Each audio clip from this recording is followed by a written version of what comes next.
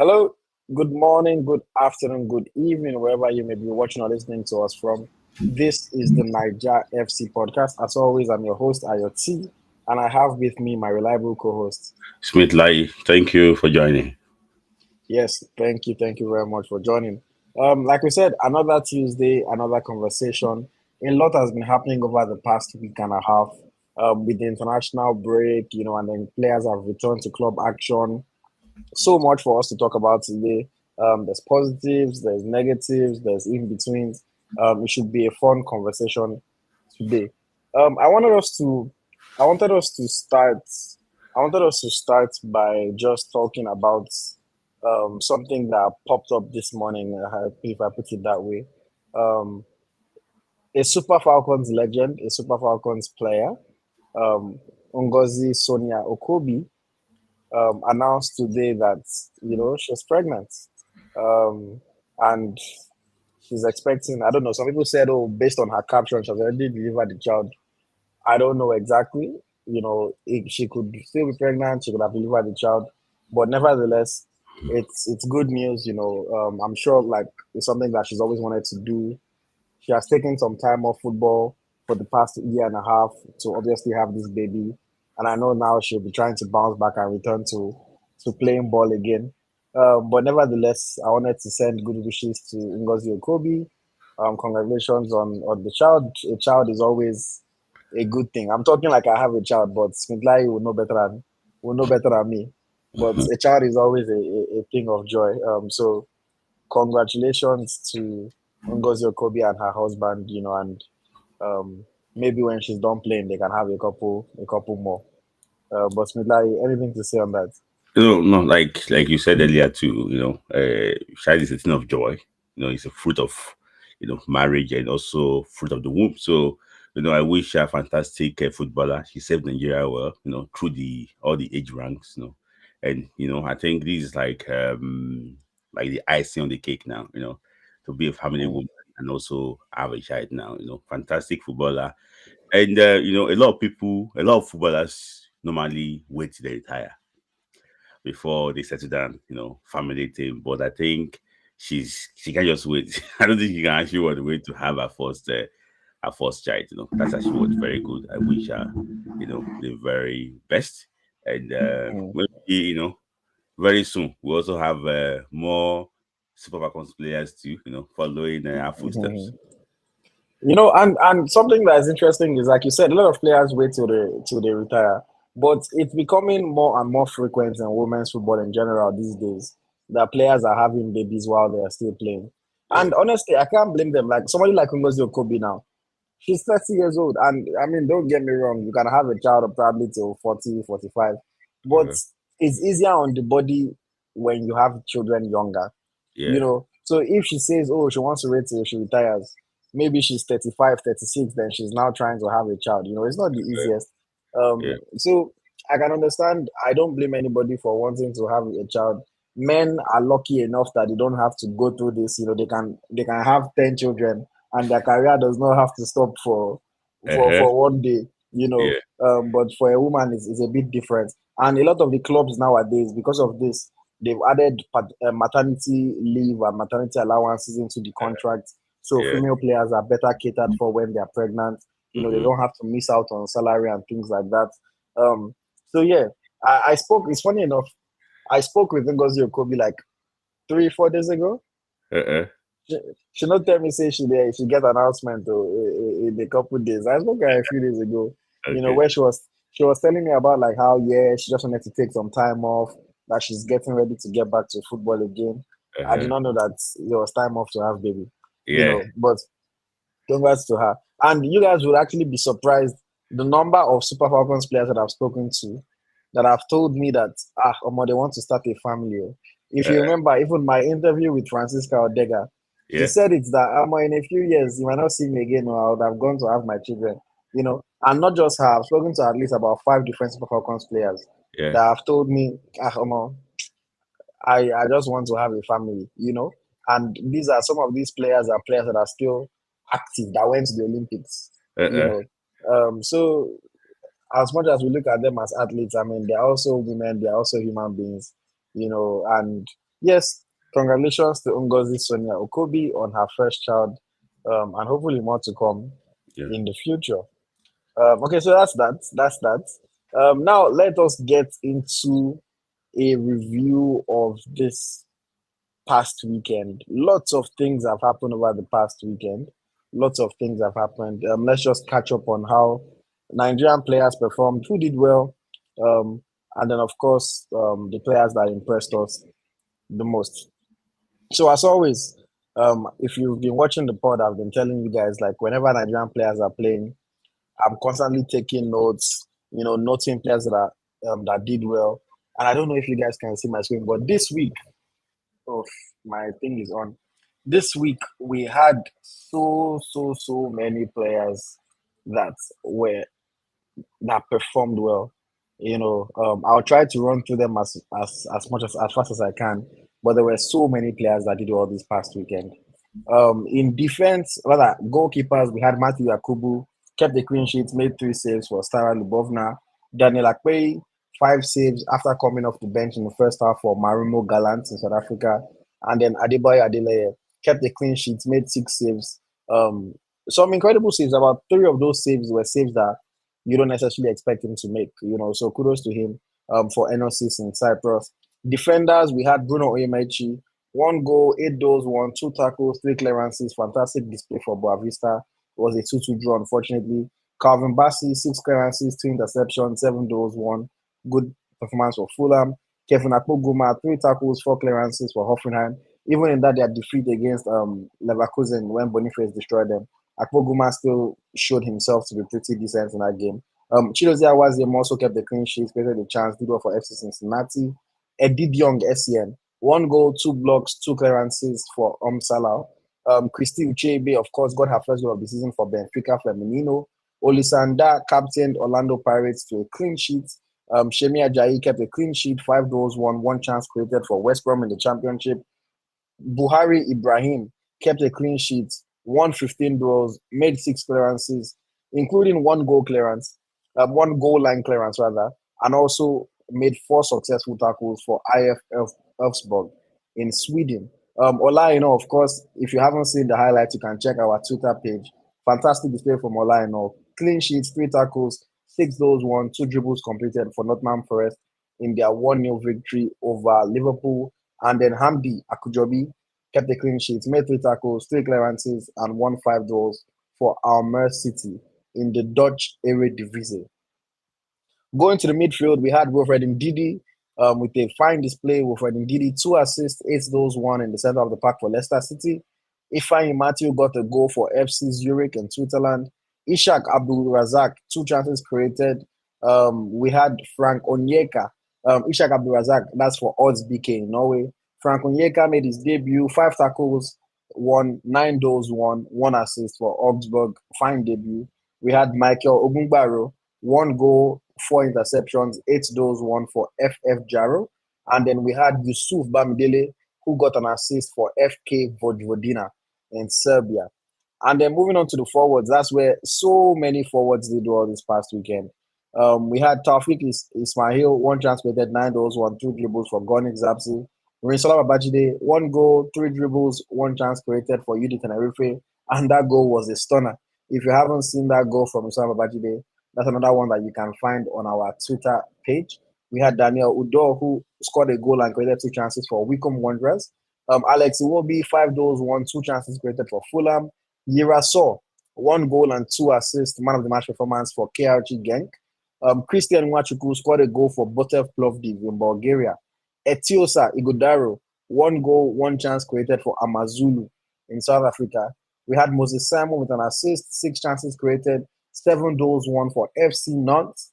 We had Anayo Iwala with 2 goals for Al Arabi. Anayo now has 5 goals in his last 4 matches for Al Arabi in Kuwait.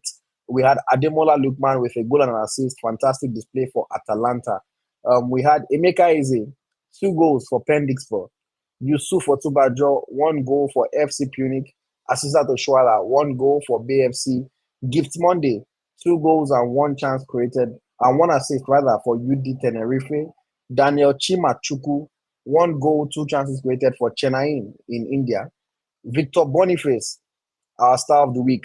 2 goals, 1 assist for Bayer Leverkusen in Germany. Tolu Arokodare, 1 goal, 2 chances created for KRC Genk.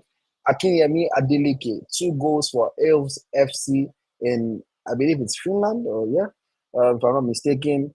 Geoffrey Chinedu Charles, 2 goals for Astana in Kazakhstan. Cyril Dessers, 1 assist for Rangers.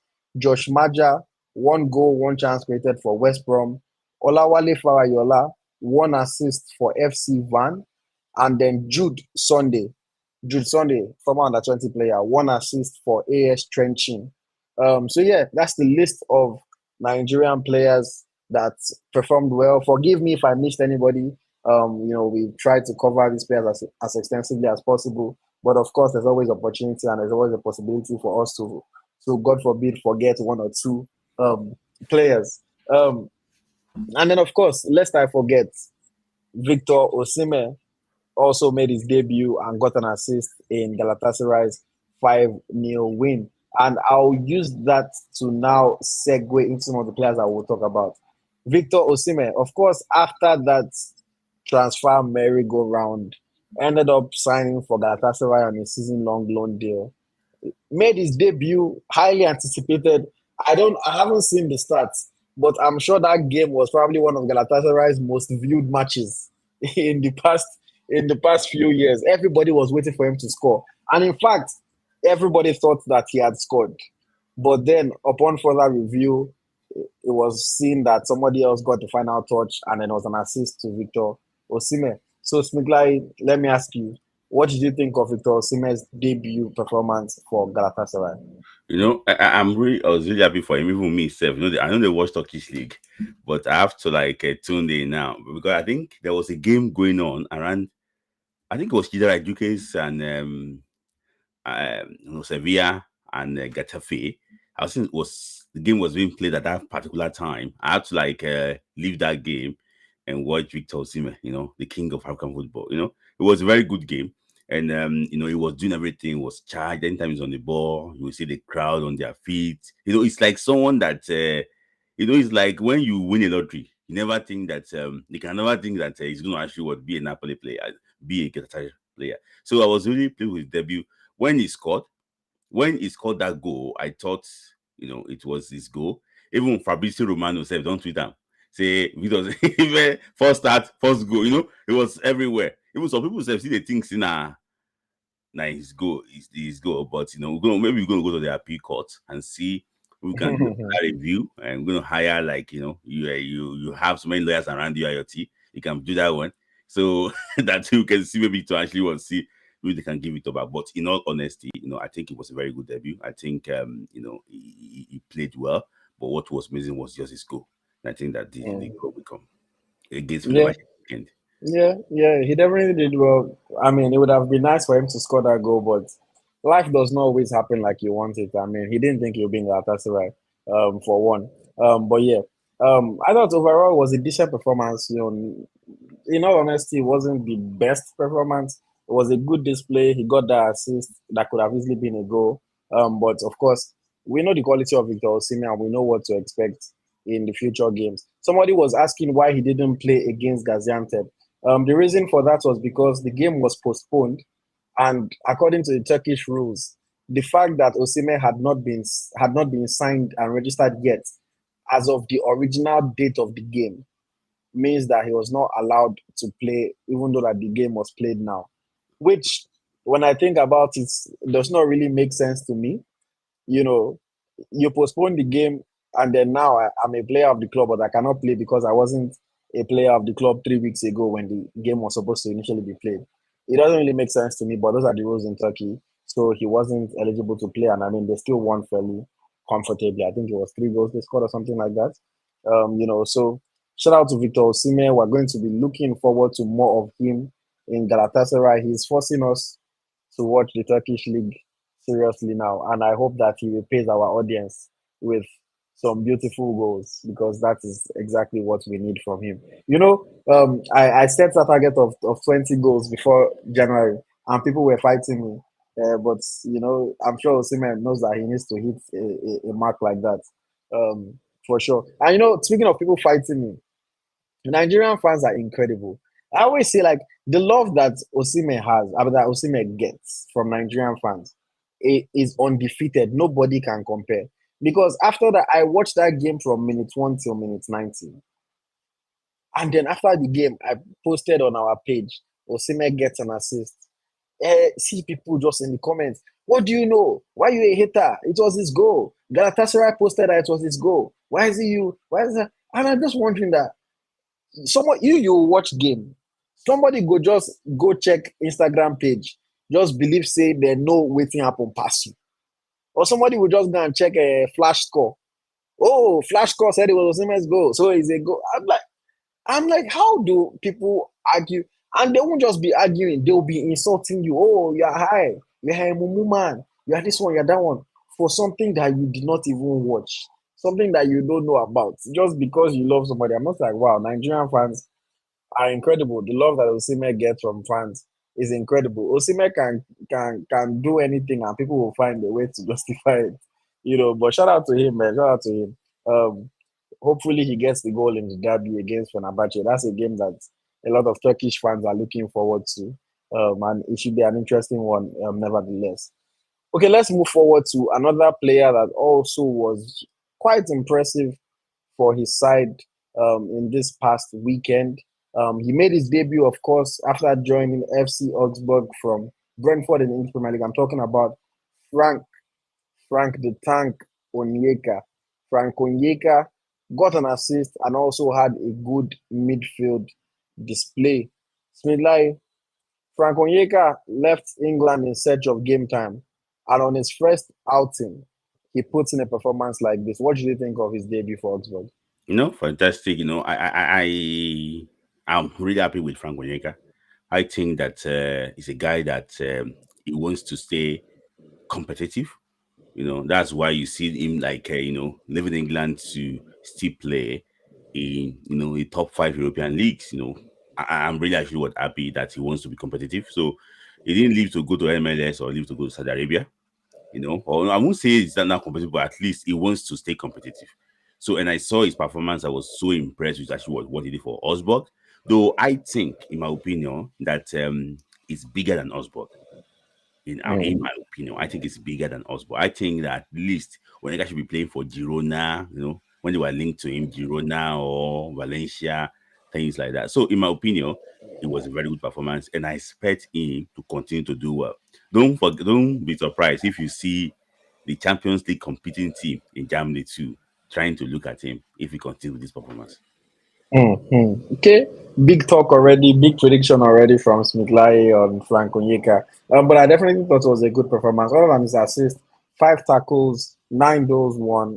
He lived up to his nickname of the tank, running back and forth, commanding the midfield. Some of those tackles were very good tackles. If you haven't seen it, you can check out the highlights on our Twitter page. We posted it there. A fine all-round display from him, contributing in both defense and attack. And of course, that assist was a thing of beauty. Fine delivery into the box, and then of course the striker did not disappoint as well with a nice one-touch finish. The goalkeeper was stranded. Beautiful, beautiful goal all round. And of course, we've always wanted to see Frank Onyeka get more game time, which he wasn't getting at Brentford.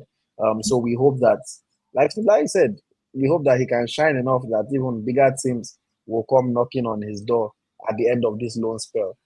He's a quality player. I've been following him since his days at Midtjylland. I remember telling people about him and they had no idea who he was. And now, I'm happy that he's getting to show his stuff once again. So all the best to Frank Onyeka, and we look forward to seeing more of you in the coming weeks, months, and the rest of the season. Okay, another player to talk about. Another player to talk about. Um, One of the players who shown this weekend, but also got a little bit of controversy coming his way for his celebration.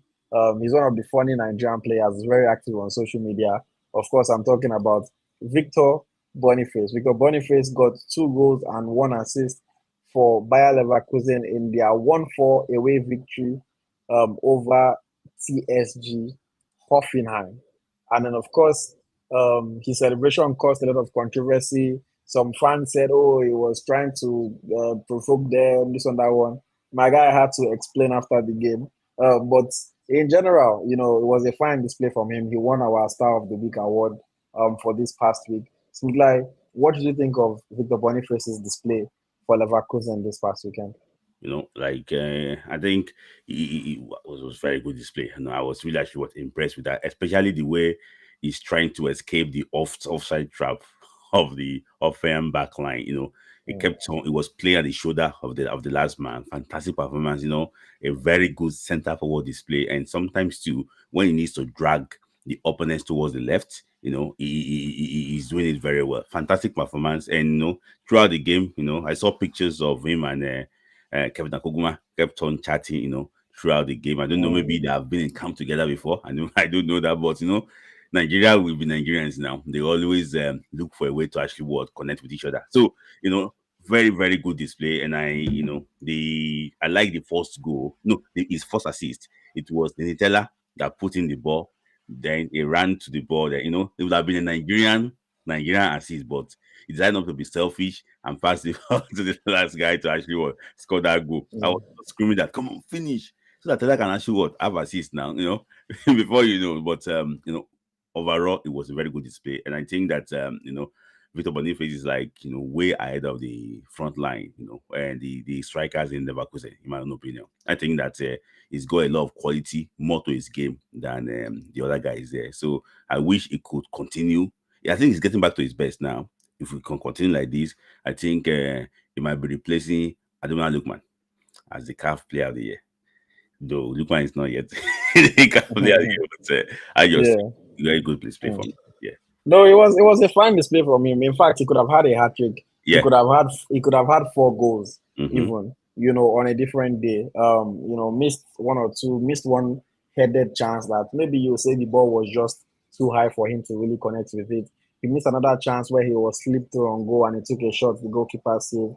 He had some other headers that were well saved by the goalkeeper. But overall, it was a good display, like you said, for the assist. He could have taken a shot on by himself, but he decided to be unselfish. Laid it off for his teammates, and of course, he got his own 2 goals eventually. He dealt with the defenders, man. In that first goal, the way he sat that defender down, put him on his buttocks and then sorted it in. And then the second goal from the other side, cut to his left foot again and then blasted that shot under the goalkeeper. Victor Boniface continues to show that he's a very technical, very skilled player. His link-up game is 100. The way he links up with his teammates, the way he makes those runs in behind, he just needs somebody to feed him the ball. And this guy will take advantage of the opportunities that he gets, at least more often than not. So it was a fantastic display, and I was very excited to watch that game and to see how he performed. Yeah, you want to say something? Yeah, I want to ask a question now. I'm going to put you on the spot. Between Lookman's third goal against Leverkusen in the Europa final and Boniface's second goal against Offenham, which one do you think? Lookman, it's not even a competition. That Lookman's goal was dirty. No, it's not a competition. That Lookman's goal. I thought you were going to say Lookman's goal this past weekend, which I would have probably gone with Boniface's second goal. But that Europa League final, that goal that Lookman scored. No, that goal was. That's the one that took the roof off. It was a very, very good goal. Yeah. I know a lot of people too that want to be that. Look at Boniface goes now. So not Lookman say, no, that Lookman's goal was like, no. Though I think it was also Boniface's left foot, like left leg. I think so. Yeah, it was his left foot. Yeah, left leg. So I think he actually was, but I think Lookman. I agree with you. Lookman is, that goal was. I don't think there's no competition for that goal. Okay. Yeah. And speaking of Ademola Lookman, I mean, we have to talk about his performance over the weekend. See the way he's licking his lip in this picture. That's the way he was licking his lips, man, when he saw those Fiorentina defenders and David De Gea in their goal. 1 goal, 1 assist. That assist, my days. If you haven't seen it, again, you can go and check our Twitter page, our X page, @EagleStrikerNG.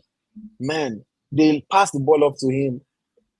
First of all, before I even describe the goal, To see a player in 2024 that has that kind of confidence to do tricks, to do flicks, to do skills, to take on defenders, it is a beauty and it is a joy to watch. They passed the ball to him. He flicked it to one side, went the other side, round the defender, caught up with the ball, ran at the other defender. He looked up, caught onto his right foot, and the most pinpoint accurate cross to the header of the striker. All the striker just had to do was just stretch his head, and the thing just entered the net. No, beautiful assist. That game, all 5 goals in that game came in the first half. And then the second goal was on the stroke of halftime, where he got the ball. Normally, like he likes to do, drift into the box, fake first one, fake second one, fake third one, and then drill it in low, where De Gea couldn't stop. Anybody that has watched De Gea since his time at Manchester United, low shots are his kryptonite a lot of the time. And that's exactly what Ademola Lookman did. A beautiful display, ran the show um for them. Even though they gave the man of the match award to during the game, the broadcast, they gave it to Deketele, but Serie A officially gave it to Lookman. But I felt like why were people even voting? When you ask fans to vote, fans can vote anything. Yeah. Because the way Lookman ran the show for them in that game, I was like, wow. And again, Lookman, man, after coming off the display that he had for Nigeria in the international break, come back to Atlanta, first game of the season, and his first game of the season for them, and to put in that kind of performance, I was like, wow, this guy is truly, truly a baller. And dare I say, he's playing at the peak of his powers right now. And long may it continue. I remember watching Lookman in the Premier League struggling with Leicester City, struggling with Fulham, for him to now be the star of the show. He needs, first of all, Atalanta, they need to call his agent and they need to increase his salary. I don't care how much they're paying him right now. They need to increase the salary. Maybe he doesn't want to sign a new contract because he wanted to leave. May they not go doing like Osimhen. But, fantastic display. He needs to move to a bigger club. He needs to compete for more trophies. He needs to get a big bag. Beautiful, beautiful game from Ademola Lookman. So, what did you think of Lookman's game against Fiorentina? It's wow. Wow. I was like you said about the assist. I don't know. It's like, how may I assist you? It's just like just give it to me. That assist was a delight to actually watch. And you also mentioned that the way he actually flicked the ball too. You can now see that flavor in his game. Like he's now adding some spikes to his game that's fans will stay off their feet, and the way he dance around defenders now. Lookman is like a combination player before. It combines with players move forward and everything. But now you can see the flair in his game now that this is what's really actually what makes me happy about him. Fantastic, footballer since the AFCON. Let's say it this way. Since the AFCON, I think Lookman has been there. After that good AFCON performance, the Europa League performance to this season now. So I don't know when people are mentioning kudus. I'm not really sure even maybe I scored this season. Yeah, kudus. But, but we will actually wait and see. For me, very good performance. I just want him to continue. I know that he will leave very soon. So, but I just want him to serve them well and possibly take Atlanta to win the Serie A. It's possible. It is possible. We Any have to any see. team can win Serie A, but Napoli. I mean, Napoli have started the season well, Sha, so you never know. You Uh-huh. never know what can happen. But yeah. Speaking of Ademola Lookman, you know, is Ademola Lookman a lock to win the CAF Player of the Year award? What do you think? I think no competition. I think this year is like a very straightforward year for him. I think there's no African player playing on the playing at a very high level now. I know Mo Salah is trying to do his bit for Liverpool, but in all honesty, you cannot compare Mo Salah's achievement this year with Lookman. People have mentioned Brahim Diaz. Half of the year, Brahim Diaz was not even in Africa. It was from his Spanish. So someone that just came middle half what's it called, about 6 months ago. now wants to actually what become the African Player of the Year. So I just think that there's no competition this year. If we have to bring a competition, maybe probably they bring the South African goalkeeper, Williams. Good African performance. He won the Africa Football League, with Sundance. Maybe, but in my opinion, I think it's Lookman. Lookman. Mm, mm. Yes. I don't even have much to add. I wholeheartedly agree with you. The competition is not is I cannot really see who they are going to bring and say was Mhm. better than him. As usual, maybe they'll bring Hakimi.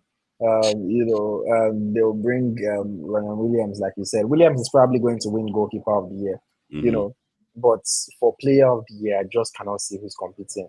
And even the Brian Diaz, let's even imagine he has been African the entire time. I still don't think that his accomplishments compare to Mhm. Ademola Lookman. Mhm. He wasn't a key player for Real Madrid. Yes, he scored some goals, he got some assists, but he wasn't a key player for Real Madrid. And I mean, to be fair to him, he has been doing well for Morocco since he signed Abala, since he switched allegiance to them. But I just think that Ademola Lookman is going to win. To me, sir, the only person that can even compete with Lookman is Boniface. you know. So for me, I don't hear those Brian Diaz comparisons at all. I think Ademola Lookman has to be the CAF player of the year, and then looking forward to next year again. Another of our boys, we can make it a hat trick for Nigerian players. Mhm. Whether Lookman wants to repeat or Boniface wants to come into the picture, we have to wait. We have to wait and see. But as far as him winning the Serie A with Atalanta, I don't know how that one is going to be, man, because Atlanta, they haven't started the season on the best of forms. I mean, 2 wins, 2 defeats in their first 4 games. So it could be a little bit difficult for them. But at least the Serie A is still early, all the leagues are still early and a lot can still change um, before the end of the season. And speaking of the Serie A table, we have Maduka Okoye and Kingsley Ehizbue's Udinese currently sitting pretty on top of the Italian Serie A table with 10 points in their last 4 matches. Their game this past weekend, they were down 2-0 against Parma. I remember I was watching the game. As they scored on the second goal, I just changed match. I said, Just like me. Yeah. I was going to the second goal. I said, I beg, let me go and watch something else. Only for them to turn it around in the second half and then win that game 3-2. Of course, Maduka Okoye in goal wasn't his best game in goal. Made only one save in the game. But yeah, and Kingsley Hizbue also said it and played 90 minutes from the right wing back position. But as you see Udinese right now, do you think they can sustain this momentum and maybe we can have two Nigerians lifting the Serie A this season? What do you think? They can't sustain it. Because for me, I think they have a very thin squad. They don't have squad of players that can actually compete. But for me, I think they need maybe 30 more points to escape relegation. So that should be the priority for now, and like you actually what mentioned, it was a big turnaround from a team fighting relegation last year to a team now on top of Serie A. It's a big turnaround from Fabio Cannavaro's Udinese, towards the end of last season to this new handler, and it was a fantastic display. I saw the way, like just like you said, when it was 2-0, me too.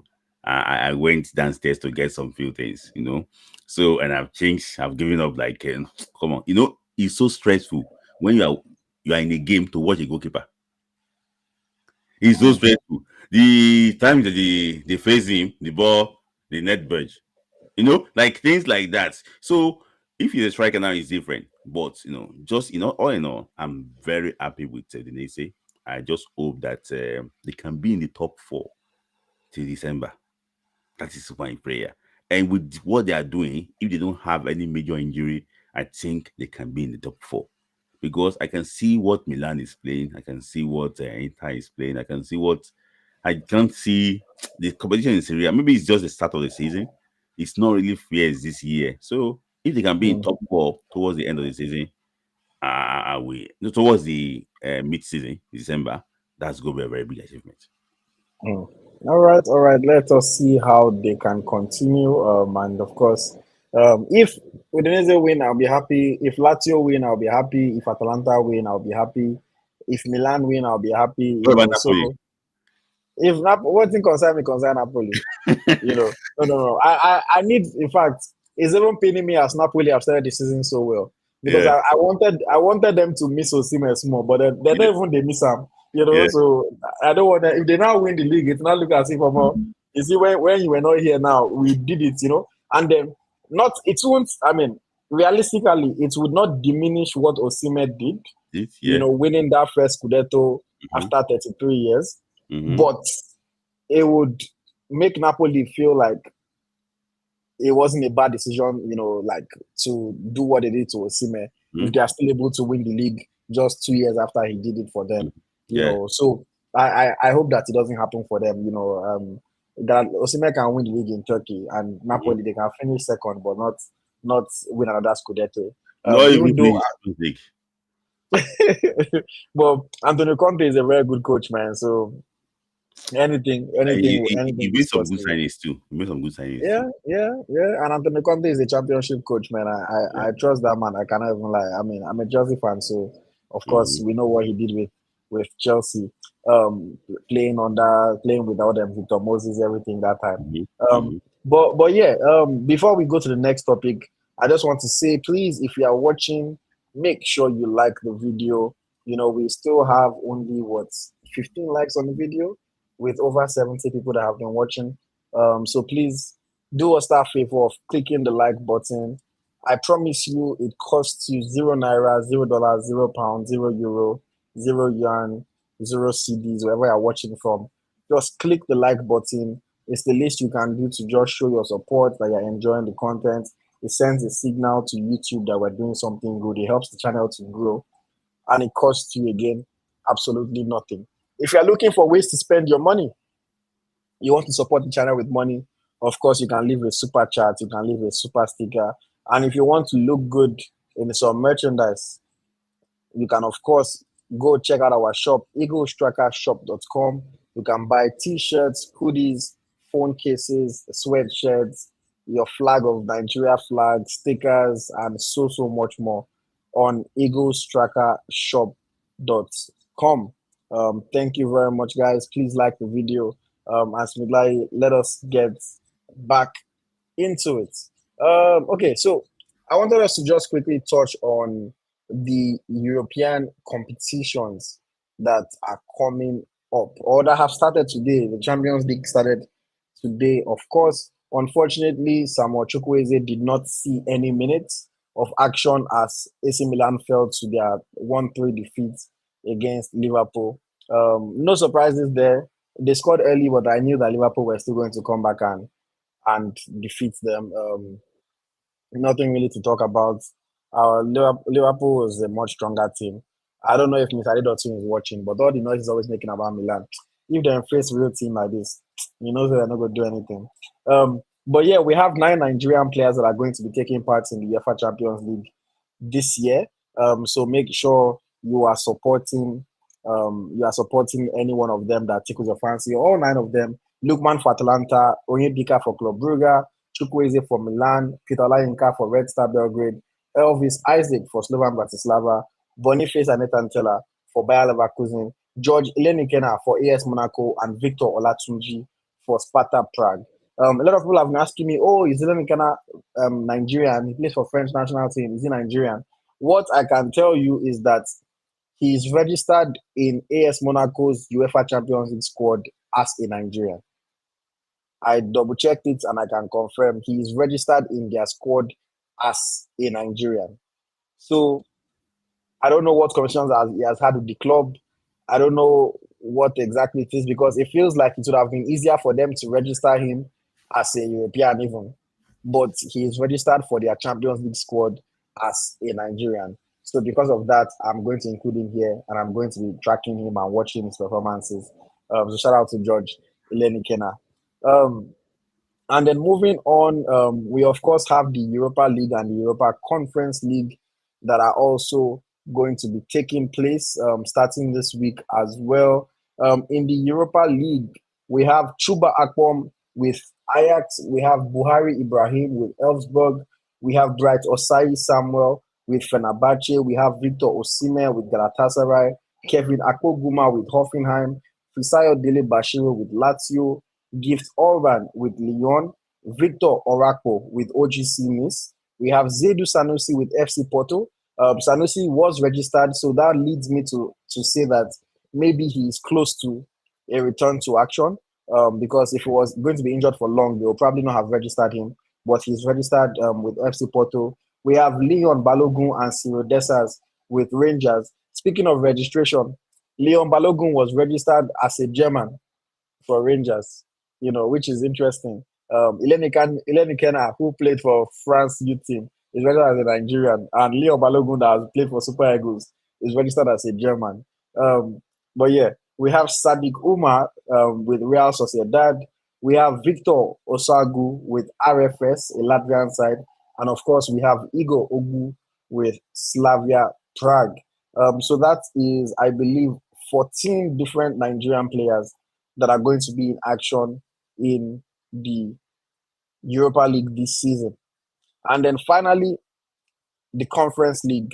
We have Geoffrey Chinedu and Nnamdi Ahanonu for Astana. We have Joseph Okoro, Raymond Adiola, and Stephen Alfred for Dynamo Minsk. We have Jordan Torunariga with KAA Ghent. We have Moses Uso with LASK. We have Sebastiano Sigwe with Lugano. Solomon John with Mlada Boleslav. Aaron Olanare with Molda FK. Peter Agba with Olympia. And of course, Francis Uzoho with Omonia. So that is 12 players, I believe, in the Europa Conference League. So Smith overall, if we say, I think 9 plus 14 plus 12, just do quick math here. That is 35 Nigerian players competing across the 3 top European club competitions. What do you have to say about that? 35 players. That's massive. That's a massive progress, and I'm happy with the numbers of players too we have in the Champions League.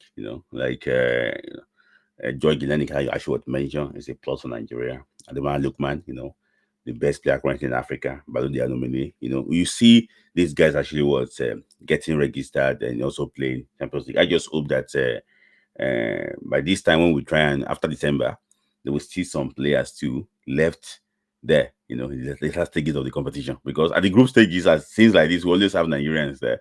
But when it gets to the later stages, like the knockout stages, we don't really see some Nigerians there. But so I'm happy with the numbers of players we have here. And like you mentioned, George, then again, I think it's not like Edin is position, that he's from Nigeria. He's you could see as Monaco, Niger boy, Even I remember, and I commented there, I got a lot of likes when I said Niger boy. So, a lot of people actually knew that. I just hope that though we are loaded up front, but I think that it can actually be brought in just to learn from big players. I'm happy with the players we have. I'll be watching out for Lookman in this Champions League, And we used to have players in the Europa League, but I just think the Champions League, I'll be watching out for Lookman. I'm happy with having the big contingent, but I just hope that they also get opportunity to play. Like for example, Samuel Chukwueze today did not play, despite his team losing 3-1. I was expecting them to bring Okafor and him, together and everything, but unfortunately, I think the coach think otherwise. So, as far as this guy is playing, Pulisic, it's a big, big problem for Samuel Chukwueze. So I just hope that other players can be lucky tomorrow and get the opportunity to play. You are muted. Oh yeah, sorry. I said amongst all the Nigerian players, who do you think has the best chance of winning it? Is it Lookman Atalanta? Is it Boniface and Teller with Leverkusen? Is it Chukwueze with Milan? Who do you think has the best chance of winning the UEFA Champions League? For me, I think Boniface, Leverkusen, even ahead of Lookman's Atlanta, and I have my reasons for that. Because I think Atlanta, they are weaker this season. Boniface, Leverkusen, I think they are still the same team that went unbeaten in the Bundesliga last year. For example, now I know that Atlanta sold a player to Juventus. I think is it Cup Miners to Cook actually Miners, won yeah. Cup Miners to Juventus. So very integral member of their squad.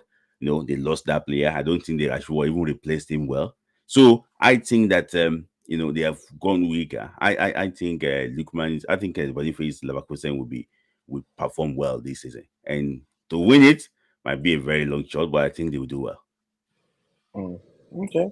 I think I would say my favorite to win, all due respect to Sparta Prague, I don't think they're even coming out of the league phase. Slovan Bratislava, I don't think they have a chance out of the Six league phase. losses, everything losses. AS Monaco, I don't think they have a chance. Red Star Belgrade, I don't think they have a chance. Club Brugge, I don't think they have a chance. So I'm going to say Bayer Leverkusen are probably my favorites. After Bayer Leverkusen, I'll give it to AC Milan. Then I'll give Atalanta in third. I don't think AC Milan have that UEFA Champions League pedigree. They've been there, they've done that. So I think they always have a chance of getting to, the quarterfinal, semi-final. And somebody said I just checked, and Balogun United is a Nigerian. I'm not sure where you checked, but no, if you go on the UEFA official UEFA website, go to the Rangers squad, you will see it under nationality, Leon Balogun. In fact, I'll show you. If you look, Leon Balogun, GER, is registered as a German on the UEFA site. So I'm not sure. Maybe you went to go and check SofaScore somewhere, and you think that's what I was talking about. Okay, let's move to the Europa League. So Europa League, we have Ajax, we have Fenerbahce, Galatasaray, Lazio, Lyon, Nice, Rangers, Sociedad, Slavia Prague. Smilai, which team do you think has the best chance of winning this? Which Nigerian do you see potentially lifting the Europa League trophy? Hmm. Well, you mentioned Real Sociedad, of Sadiq Kumar. Uh, I think they have a good chance. Also have Zedu's FC Porto. And what's it called? FC Porto, Zedu, and there's also Samuel Moridon too in FC Porto. So I just think that it's very hard for because Europa League is like it's so difficult. You can't really say that it's a favorite because the way that Thursday night football is not really the best because you have to look for a way when you're going to play a league game in what's it called during the week, the league game weekend and Europa League on Thursday. So big teams don't really know how to navigate these tournaments very well. So for me, I will still go with FC Porto. Hmm. FC Porto. Okay, not a bad pick. I'm trying to look at the teams and see which one I think has a good chance, and I'm going to go with Fenerbahce. I think Jose Mourinho, No conference doing league. his thing. It's not Conference League, yes, but it's still Jose Mourinho. I just think that Mourinho always has that potential Mhm. of of striking, some gold. Yeah, of course, we already know he's going to be big competition for. He's going to be big competition for Galatasaray in the league. So I think Fenerbahce, in my opinion, I'm going to give them the best chance amongst all the clubs that have Nigerian players of winning the Europa League. Mhm. Galatasaray, I like them, but I don't think they have a chance, man. I don't think they have a chance. They'll probably win the Turkish league, but in the Europa League, I don't see them really going far. Lazio, maybe I can give Lazio, but the way they started the season, they are a bit shaky. Lyon are also a very shaky side. Rangers, the Rangers are not very good. So yeah, Slavia Prague, maybe they can get to quarterfinal, maybe, but my pick will be Fenerbahce. Hopefully Mourinho doesn't disappoint me. Um, but yeah, okay. And then Conference League, we have Astana, Dynamo Minsk, KAA Ghent, Lask, Lugano, Lada Boleslav, Mod, Olympia, and Omonia. So, like, which of these teams do you think has the best chance of winning the Europa Conference League? Francis Zos of Monia. No, I'm not. I'm just joking. I have to be honest with you. To say they want to say that I have a clear favorite to actually win the conference league. I think that it's going to be very hard because these teams are just well balanced, and it's not as if this clear, you know, favorite among them.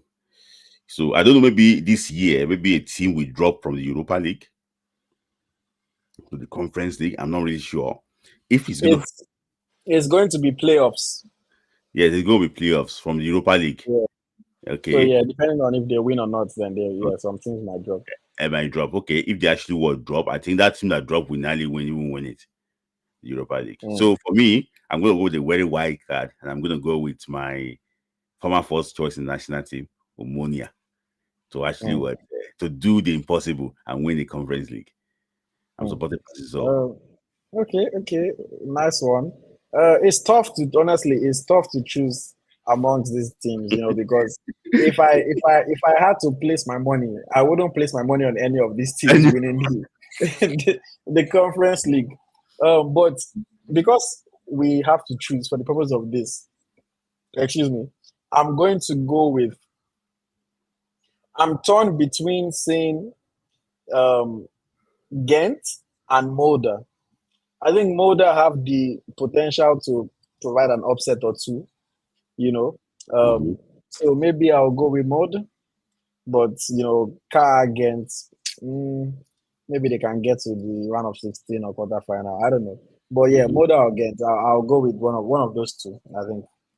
Okay. But yes, shout out to all our Nigerian players, man. 35 of them playing in Europe's top three club competitions this season. Again, I unfortunately don't know the numbers from the past season, but I don't think that we've had many more in the past, and especially with the expanded leagues now. So yeah, looking forward to watching it. Games every Tuesday, Wednesday, Thursday. Mhm. Should be an interesting one with this new format of European club competitions. And just something that I wanted to mention before we move on is that in the UEFA Champions League, Victor Eletu is on AC Milan's B list. I know he's currently out with an injury, but he's on AC Milan's B list. So there's a chance that they're going to draft him into the squad in the future. And if he does, it will be nice to see Victor Eletu playing in the UEFA Champions League. But we have to wait and see how things progress for that to potentially happen. Okay, a few comments. Felix was asking if the Galatasaray are playing in Europe. Yes, they're in the Europa League. Um, and then, yeah, one of them decided to Milan no sabi play anything. Taiwo Gunade says AC Milan doesn't realize that Samuel Chukwueze is a beast in European competitions. Okay, is a beast in European competitions. I love that. I love that. Okay, let us now transition and talk about the AFCON qualifiers. Let's talk about national teams. Um, so we'll start with the AFCON qualifiers.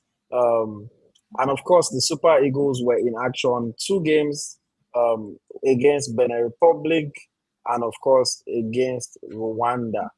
Were able to get a 3-0 victory against Benin Republic thanks to the Ademola Lookman show featuring Victor Osimhen. And then in the second game, were held to a goalless draw at Rwanda. So, Smiglai, how would you assess the Super Eagles' performance in those 2 matches in the AFCON qualifiers so far? They did well. In all honesty, they did well. And it's not as if I'm scared for people to come after me again and say that I'm always negative, about the team. I think they did well. I think we have the right to also say they did well because of the standard we set before. Don't forget, we had a coach that played only 4 games, and the performance under him was horrible. So, because of the previous standard, Austin Guavon did well in these 2 games, and you have to give him his flowers. A draw against Rwanda and a win against Benin Republic, 4 points out of possible 6 is not a bad result. We have to be sincere too. Benin Republic and Rwanda, they are not the best teams, but these teams have the capacity to actually to cause upsets.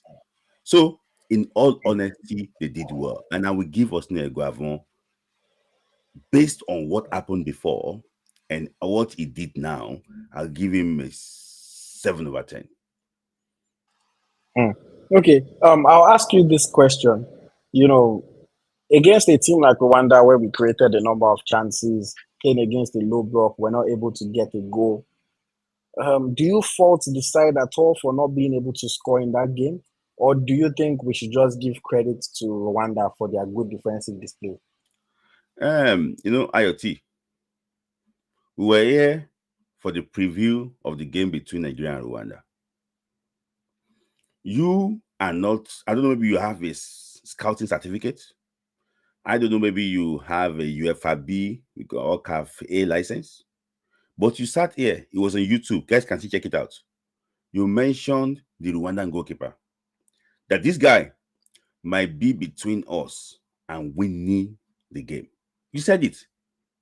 But I'm not sure that any of those people that actually went to Rwanda is actually even aware of the goalkeeper. Nowadays, modern football too, you scout goalkeepers too. Honestly, you scout goalkeepers too. Go and look at the goals that this guy Nwari normally concede. Weaker on the right and very low drive. Weaker on the right and low drive. If you put on the left, or slightly high, he's going to save it. So, in my opinion, I think that we created opportunities. We have played games like this that we created several opportunities and we failed to score. When I said that it's going to be a draw, people came after me. We have seen this game before that you will see opportunity and it won't just happen because maybe you are not doing some things right there. So, in my opinion, I think the guys should have been slightly more patient in the box to make sure that they pick their spots very well, because I think Rwanda was there for the taking, and this is one of the worst Rwandan team I've seen for a while. Okay. I think I would also share similar sentiment and say overall 4 points out of a possible six, decent, 6, 7 out of 10. But the only thing that I was quite unhappy about was not even just the fact that we couldn't score against Rwanda, but was more so the fact that struggling to score in that game kept on reminding me of matches that we've played in the past in our World Cup qualifiers, where we come out of the game saying, "Oh, we had chances. Oh, the team did well, but they just couldn't score." And it's just making me a little bit scared that is this how it's always going to be happening when we play against these teams that like to defend, where we'll have chance, and we'll come out and say, "Oh, but we couldn't score, they defended well." Because again, we're in AFCON qualifier mode, but come March, when we resume our World qualifiers, we're going to face this Rwandan team again. If we face them and the same thing happens, "Oh, we had chances, but we didn't score," all of a sudden we're going to be on the outside looking in, because teams like South Africa might get 3 points, and things like that, and it will be tough for us. So that's the only thing for me that I would say we need to be able to get wins in games like this. Like we said when the game happened, we're a big team, we're a strong team, we're supposed to be one of the best in Africa. We cannot pat ourselves on the back when we do not defeat teams that we are expected and we are supposed to defeat. We have to hold ourselves to higher standards than that. If we played against even Senegal, Egypt, Morocco, Tunisia, maybe even I would even add South Africa there, I can understand saying, "Okay, yeah, they defended well, we couldn't score, we did well." But when you're playing against a team like Rwanda, with all due respect to Rwanda, that should not be on our level. I know, yes, people will come and start telling you, "Oh, there are no minnows in football. Every team can beat everybody." Yes, we know. Yes, we know. Ipswich can beat Man City. But see, when Ipswich went to go and mistakenly score Man City first in the game, Man City taught them lesson. That's the way it's supposed to be. Any team can beat any team, but you should be able to beat these teams most of the time. And we've played too many games in the past year and the past year and a half that we didn't win games that we were expected and supposed to win. And we'll say, "Oh, it's because they defended well, that we tried, we had chances." Trying is not enough. Trying is not enough. We all know this. We all work jobs in our lives. If you go and tell your guy, say, but I tried, but achieve the results. I don't think anybody is going to listen to that excuse. Mhm. So that's the only thing I would say. I wish them all the best. I kind of like the fact that even though international football can be so annoying because you're enjoying club action and then all of a sudden everybody has to travel. But right now, I think I'm kind of happy that there's international break in October, another one in November. I'm kind of happy about that. So let us see how they do in the next two games against Libya. If I expect them to beat Libya home and away, but God forbid bad thing now. We draw against Libya in Tripoli, then we come back and say, oh, but we did well. I hope that doesn't happen. You want to say something, Smiler? Yeah, I want to say something that if you want to qualify for the World Cup, you must learn how to go to difficult places and go and suffer. I Mm. remember under Gennett Raw, we went to Cape Verde to go and play in one horrible pitch, but we managed to win that game. We looked for a way to win that game, and that game was one of the games that took us to that playoff before we actually lost to Ghana on a way goal rule. IoT, the previous game we played in this stadium, Amaoro Stadium. Do you know if you know San Siro for Agege? I don't know if Agege. There's no pitch, there's no grass on that pitch. And Martins of Inter Milan was playing on the pitch. We drew 1-1 in that game. So when people come and complain about pitches and everything, I just look at it. See, you are not ready to win. You must look for a way to win games in this continent. They can take you anywhere. See, we are in a situation that CAF will approve stadiums that they like. For example, now CAF approved Ghana Stadium. CAF did not approve Niger Stadium, and Niger Stadium was better than Ghana Stadium. So they're just picking and choosing. CAF approved the Uye Stadium in Butare, Rwanda. That was where South Africa lost to Rwanda. That stadium is like a rubber pitch. There was nothing. It's like you are playing your back garden. Water was just everywhere. But how did CAF approve that stadium? Now, I'm even scared that if this pitch, CAF said that, okay, this Amaro Stadium is not good enough for the game in March, that we should go and play in Uye Stadium in Bature. That's even worse than the Amaro Stadium. In fact, we don't use that game. So, in my opinion, I just think that we need to look for a way to win games. Now, there's no room for error. North African teams will come to West Africa. They go and take results. Look at Egypt against Liberia. In that their rubber pitch, that Liberian pitch, if you clear ball there, dust will come out. But Egypt went there to destroy. No, Algeria went there to destroy Liberia. We need to look for a way to win games. We can't just be giving excuses and excuses all the time. Thank you, IoT. Mm. All right. Thank you, Smith. Like passionate speech there. But I definitely agree with you. We need to be winning these games. We need to be able to win away from home. We need to be able to win in tough conditions. We Mm-hmm. need to be able to win these matches. Absolutely. But yeah, one win, one draw. Let us see how things continue in the next games against Libya. Okay. We'll come back to the Super Eagles, but for now, let us transition to our women. But before we do that, let me just quickly look at what you guys are saying in the comments. Let's look at what you guys are saying in the comments. Monsieur Ogunbade says the pitch in Rwanda not too great. Engineer Ayodele says, I think Eguavon learned one or two things from Pesero's Catenaccio, a system that was much maligned by Nigerians and the media in recent times. Um, I'll support Eguavon if he has capable assistants that have experience overseas with the right qualifications. Okay. Adegbola says, nah, this is not related to this. HJ says, exactly, we played Lesotho and Zimbabwe. We couldn't score.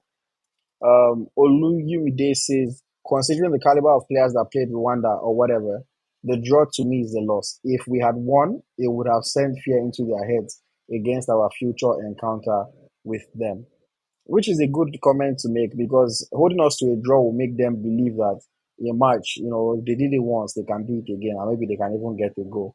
Olu says, we didn't play too well in the World qualifiers compared to AFCON qualifiers, but we must beat Libya home and away.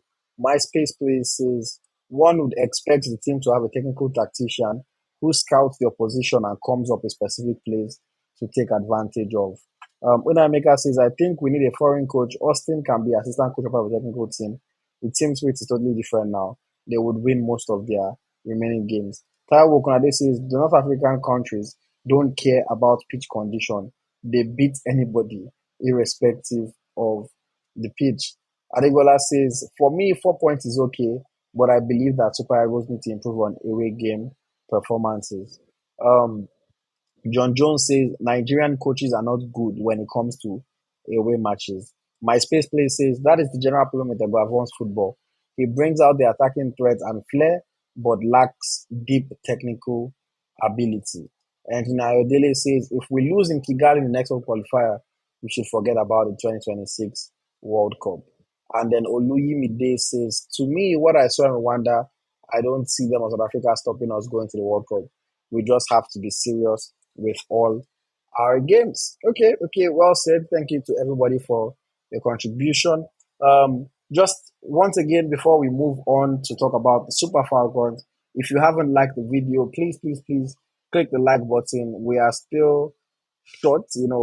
Everybody that's watching, please click the like button. It's a nice, free, easy way of supporting the channel and letting you know that we're producing good content, that you're enjoying what we're doing. And of course, if you're not subscribed already, please subscribe to the channel. If you are watching us on Twitter, on X, please make sure you go to YouTube and subscribe to the channel as well, because not all streams are on X and we do not want you guys to ever miss out on the conversations. So please, if you're on X, make sure you go to YouTube and also hit subscribe, and also so that you can engage with us.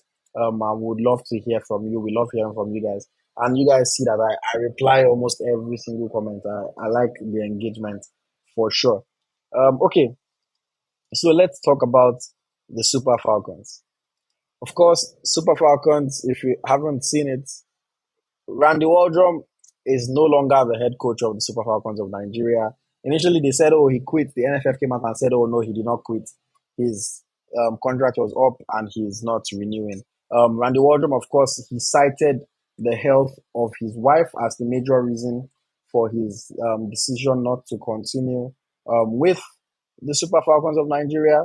His wife has undergone surgery. We hope that she gets better soon. It's not been easy. I did a video on him, which you can check out on our YouTube channel, talking about Randy Wardrum and his tenure. A lot of people were arguing with me on that video, but I think I hold the same position. I hold the same sentiment.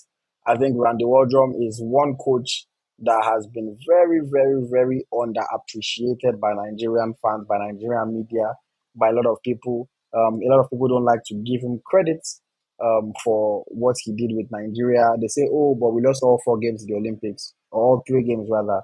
And then I'm like, but before him, we were not even qualifying for the Olympics, or when we qualified, why are you making it seem like we were winning games the times we qualified?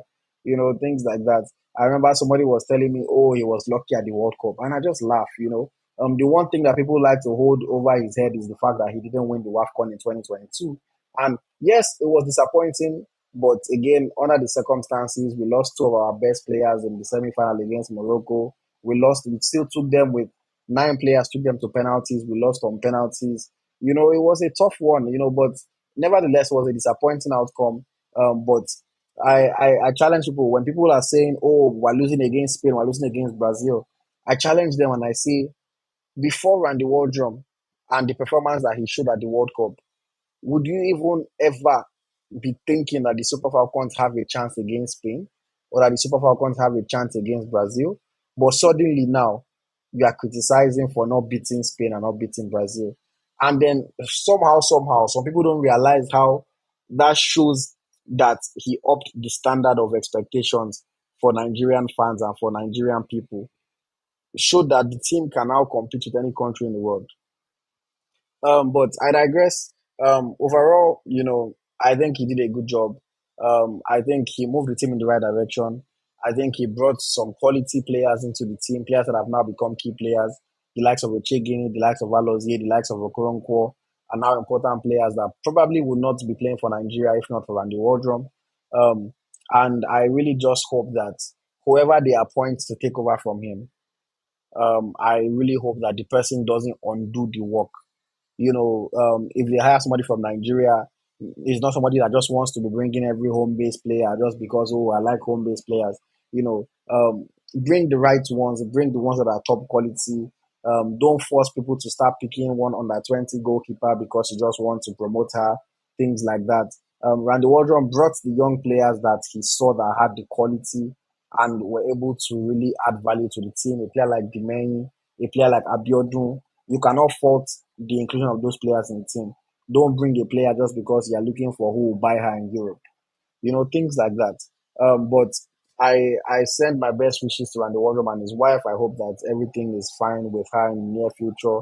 And there's a saying that um, don't cry because it's over, smile because it happened, or something like that. So for me, while yes, unfortunately he wasn't able to win the WAFCON, I'm just going to look at the positives. I'm going to look at the fact that I watched my country play against England and I actually felt like we might beat England. I watched my country play against Spain and I'm thinking, wow, if not for just missed opportunities, we could have beaten Spain. If not for one error, we could have beaten Spain. Same thing when I watched my country play against Brazil, when I watched my country play against Canada. We're now competing with the best of the best. We're not winning yet, but we are now competing and we're showing that we can stand Gidigba with any country in the world. I give kudos to Randy Wardrum for that. But yeah, Smith, what are your thoughts on Randy Wardrum's departure as the head coach of the Super Falcons? When I saw that news, it was a sad news for me. I think he gave us very good memories. I remember the World Cup, stands out. And when I saw the way we played against England, we went to a World Cup without losing any game in full time. So I think that record stands well for him. And I don't know why a lot of people did not really like him. Maybe because he's not someone that is very chatty with the media. He thinks that some people have agenda. So for me, he did good. He did well for Nigeria. And you already explained everything about what happened during the WAFCON in Morocco, that, the circumstances which we lost that semi-finals. I don't think, I don't think there's only few countries in the world that can survive that circumstance and win that game. And we lost some penalties. So, in my opinion, I just think that he did his best for Nigeria. He also qualified Nigeria for the Olympics for the first time in how many years? 16 years. So I was happy that I saw my country play at the Olympics. So in different scenarios, if you remember our previous qualifiers, that game we played in South Africa, we lose it. Mm. Yes, but the way he set the team up, the way they play, you realize that there was no time that I just felt that we're going to lose this game. In that game, we'll be going when to go and play in Joburg. So, in my opinion, I think he did well for Nigeria. The only comma was that I did with the AFCON. So that's why I cannot compare him to the Smalamambo of this world, to those that I won't say the Bonfrey, I would say Polamitin of this world. I will not compare him with those ones because of that AFCON he didn't win. But in all honesty, he did so well for Nigeria. And talking about replacement now, you just mentioned a few things. I will want them to think about the future of this team before appointing a replacement, so that that replacement will at least be in the interest of this team, be able to blend the foreign and the home base together. Because we have to say the truth to ourselves now. Majority of people in the super accounts now, players in super accounts now, some of them were born abroad. So you have to be able to create a balance between that and also the home base players. So I know that this home base agenda, because I watched the last under 20 World Cup, so to digress slightly, and I realized that the coach picked like 6 players from his domestic team to play. And those 6 players he actually what picked from the domestic team, they did not add anything to the team that he took to Colombia. So if that type of person becomes the Falcons manager, what do you expect? It's going to actually what? It's going to domesticate the national team, which actually was extremely unfair. So I just think that I wish Randy Waldrum the very best of luck. The players will really miss him. He's a man of integrity. He's a man that stood up for everything they threw at him in Nigeria, and Nigeria will not forget him. In fact, I would rather them give him the MON than Pasero. Yeah, and Randy Wardrum, if you are watching this video, Yeah. I want to do an interview with Randy Wardrum. So I'm going to try to make that happen. Obviously, this is he's dealing with his wife's situation right now, so I'm Mm-hmm. not going to go and disturb him at the moment. Mm-hmm. Interestingly, I will say this here. I spoke, well, not spoke. I chatted with Randy Wardrum a few days ago. Mm-hmm. And the man is in high spirits. He loves Nigeria, man. He loves the Super Falcons. He's sad that he had to leave the job. You know, Mm-hmm. so yes, if you are watching this, just know that I want to interview you in the future. But obviously, when you are ready for it, and I want him to spill all the beans. Tell us everything that happened during his time. The good, the bad, everything. Talk about all the different tournaments. Mm-hmm. Um, but yeah, wish him all the best, and I hope, like I said earlier, I hope that whoever takes over does not undo all the work that he did. You know how Nigeria can be now, like the same way our government does. One governor can do something for 4 years now. If he doesn't win the next election, another governor comes. That one will just say, "Oh, he doesn't want that one to get all the credit, though." So he will break all the structure down and say he wants to do it by himself, his own way. I hope that doesn't happen. I hope that we can continue to move forward. Like you said, the players are going to miss him. He has had a profound impact on them. A player like Deborah Abiodun is in university now on a scholarship, making money as a footballer as well, largely because of the effort and the help that she got from Randy Waldron. And of course, um, lots of improvements in the way that we play against teams. We've actually seen our team compete against best teams in the world, and we hope that we'll be able to continue on that level. So yes, of course, we will talk about it when we have a new head coach, but nothing to report right now. Let me just go to the comments very quickly.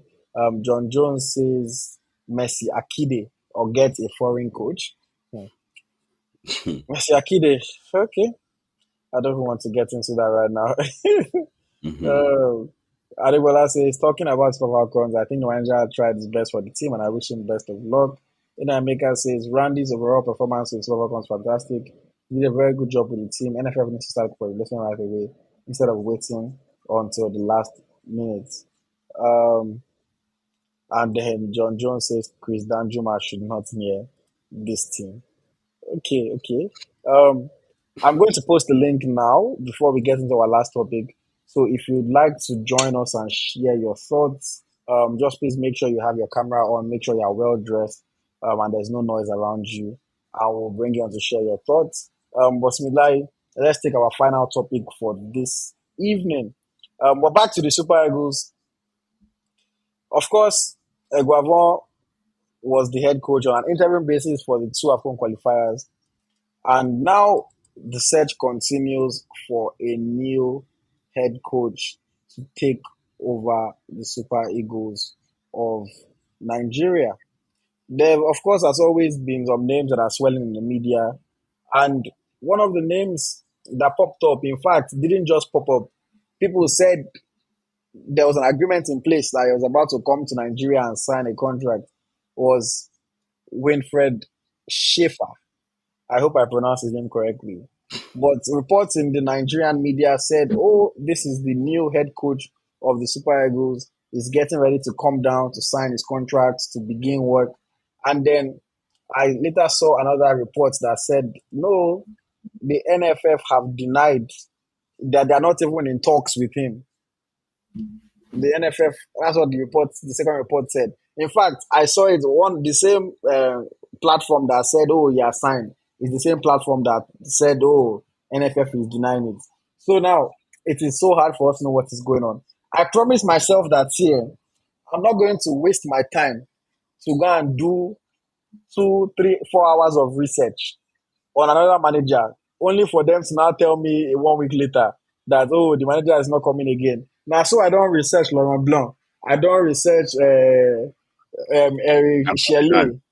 I've researched Renard. I've researched everybody, only for them not to hire any of them. It's like before that I don't have to do research that they gave me. So I'm not going to research Schaefer. I know his former Jamaica coach, his former Cameroon coach. I'm not going to go and look into his playing style. I don't have the mental energy for that. When they announce the coach, I will do my research. I will tell you everything about him. But Smidlai, I know you will know better. So what do you think about this man that they said may or may not be the new Super Eagles head coach? What can you tell us about him? you know, I will shock you. In all honesty, out of the names that I've been mentioning since February, this is the best man for the job. But the problem is this: he's 74 years old. That is it. This guy is tactics are very flexible. He's a guy that is not scared to ring changes. He's a guy that is not a journeyman. He spent an average of like 2.5 years everywhere has been to. It takes time to build his team. As he's building his team, he gets results. The last time he worked in Africa was unfortunately about 22, about 22 years ago, 20 years ago. He was in charge of Cameroon for about 3 years.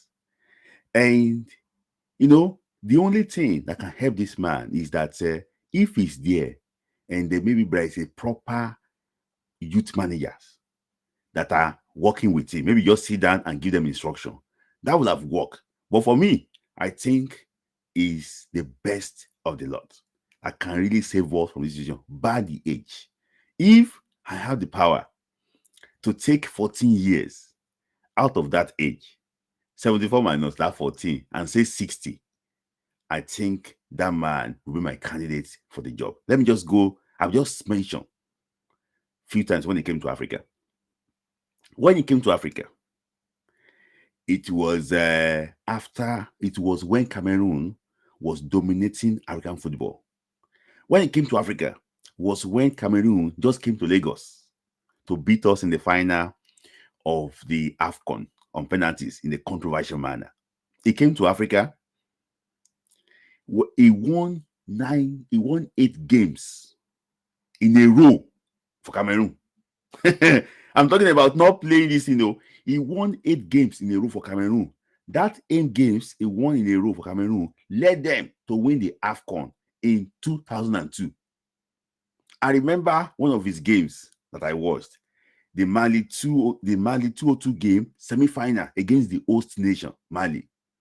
It was a tactical genius by Winfred in that game.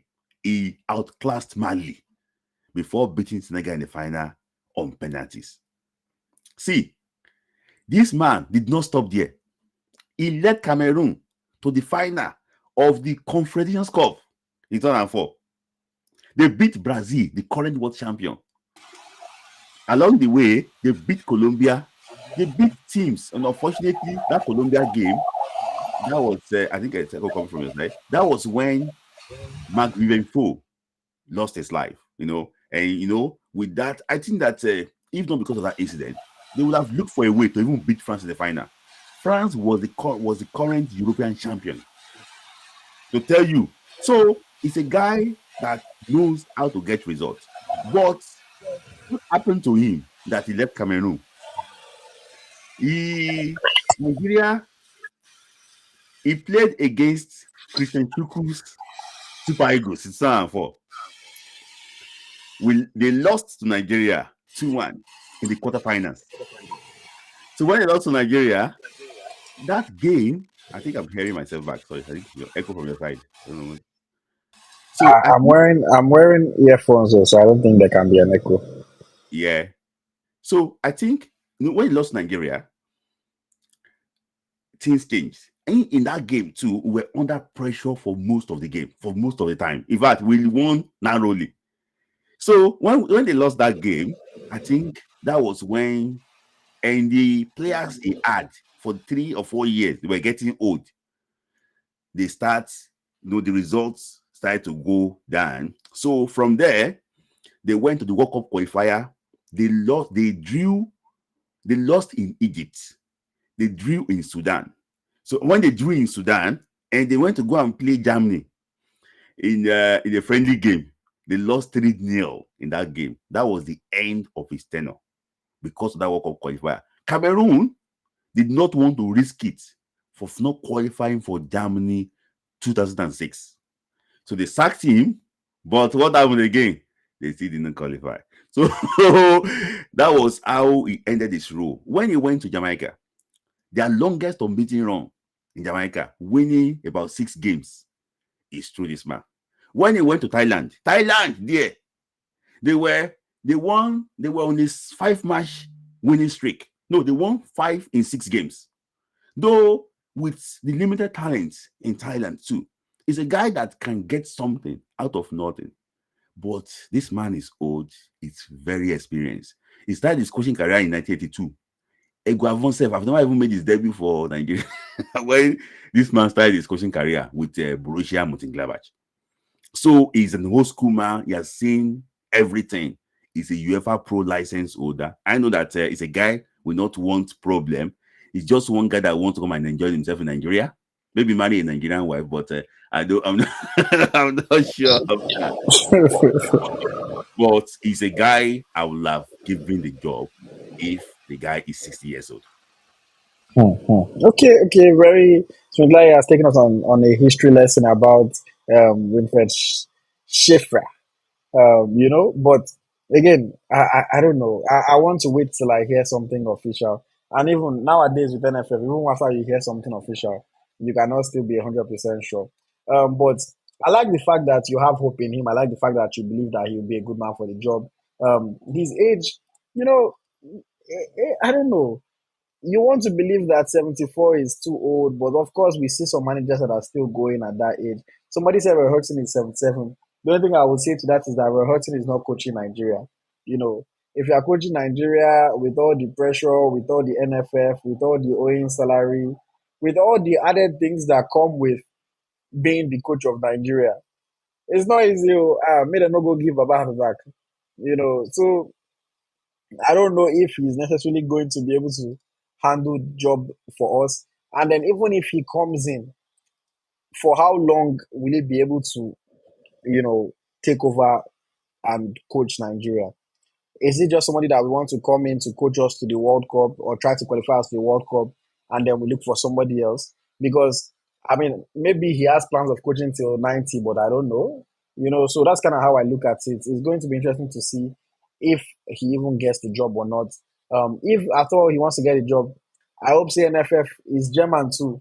So I hope that they've discussed tax with him and who is going to pay the tax before they come and give us another long story again. As he said, no, he cannot pay the tax himself, blah blah blah. But what I like about Kim, just based on my, like I said, very minimal research that I want to do about him, until I know something, is that I like winners, and the man has won multiple things in his career. For Afcon in 2002, runner up in the Confederations Cup in 2003. He won with Al Ahly in UAE. He won with Al Ain in UAE. He won Caribbean Cup with Jamaica, even though Caribbean Cup is not a big deal. So he has won some things in his life, and even when I was a player, he also won the UEFA Cup and the Bundesliga. Um, you know, but again, a 74-year-old man, I don't know, man. I don't know. Do we want to hire him just for another 1.5 years? Then we start looking for somebody, or for another 2 years, and we start looking for somebody again. We're going to just keep on going on this NFF merry-go-round. But yeah, let's see what happens. But yes, Mudlai, thank you for the insights into the coach, Winfred Schaefer. Of course, like I said earlier, the NFF or some outlets have reported that the NFF are denying even talking to him. So we have to wait and see if there's any what's the word any fire accompanying the smoke that we're seeing. Okay, okay. Yes, Unameka says, does age have anything to do with the coaching? I think it's a good coach is still a good irrespective of their age. I don't know if you've maybe not been listening, because of course we didn't say the age has anything to do with his coaching. We're just talking about the age, respect to every other thing that comes with being the coach of Nigeria. It's not just about, we're not talking about his coaching, we're talking about handling the pressure from people, handling the negativity, handling the wahala of NFF, everything. At that age, when Baba suppose just they live soft life, they enjoy himself. Plus, like I was saying just now, how many years is he going to coach for if they hire him now? Let's even say he does well. He takes us to the World Cup. Then all of a sudden, he now leaves after the World Cup. We're back to square one. So how are they thinking of the long term progression of the team, the long term plan? Those are the things that his age plays a factor in. It's different if you're hiring an older coach just to help you escape relegation or something quick, versus building on a team that you want to continue to compete for the next 5, 6, 7, 8 years. But yeah, we have people waiting to speak, so let me allow them on. Please, as always, like I say, just make sure you have your camera turned on. Make sure we can see your face. You are fully dressed, and of course, we would love to hear your point of view, your opinion. Somebody just turned off his camera, so I'm assuming he doesn't want to come on. So I'll bring on Temitope. Temitope, welcome. Thanks for joining us. Good evening. Can you hear me? Good evening. Can you hear me? Yes, we can hear you. Good Good evening. Can you hear evening. me? First of all, Smith Larry, I Yes, go like on. your I like your insight on the manager, but for me, I disagree because that was good to my liking. That Afcon was the worst Afcon I've watched in my life. Very boring Afcon. Like I'm only 102 years. Very boring Afcon. Although the team play very well in that Afcon, but that was very boring. The manager, we need the manager that can do this team, make it work as a young manager, not good manager. The Nigerian Federation cannot for their life. So we need a manager that can take this team to the next level. And football have evolved a lot. So 2 years ago, the big time in football. If it's so good, find another job. So this league will have more there or give the manager for Nigeria. That's what I want to say. About the Falcons, the manager is good, but I don't want good person manager. I don't want to make manager for the I don't want to make manager for the Falcons because they are very funny. Better than 20 squad. They have no take, they have no pattern. They play crossing.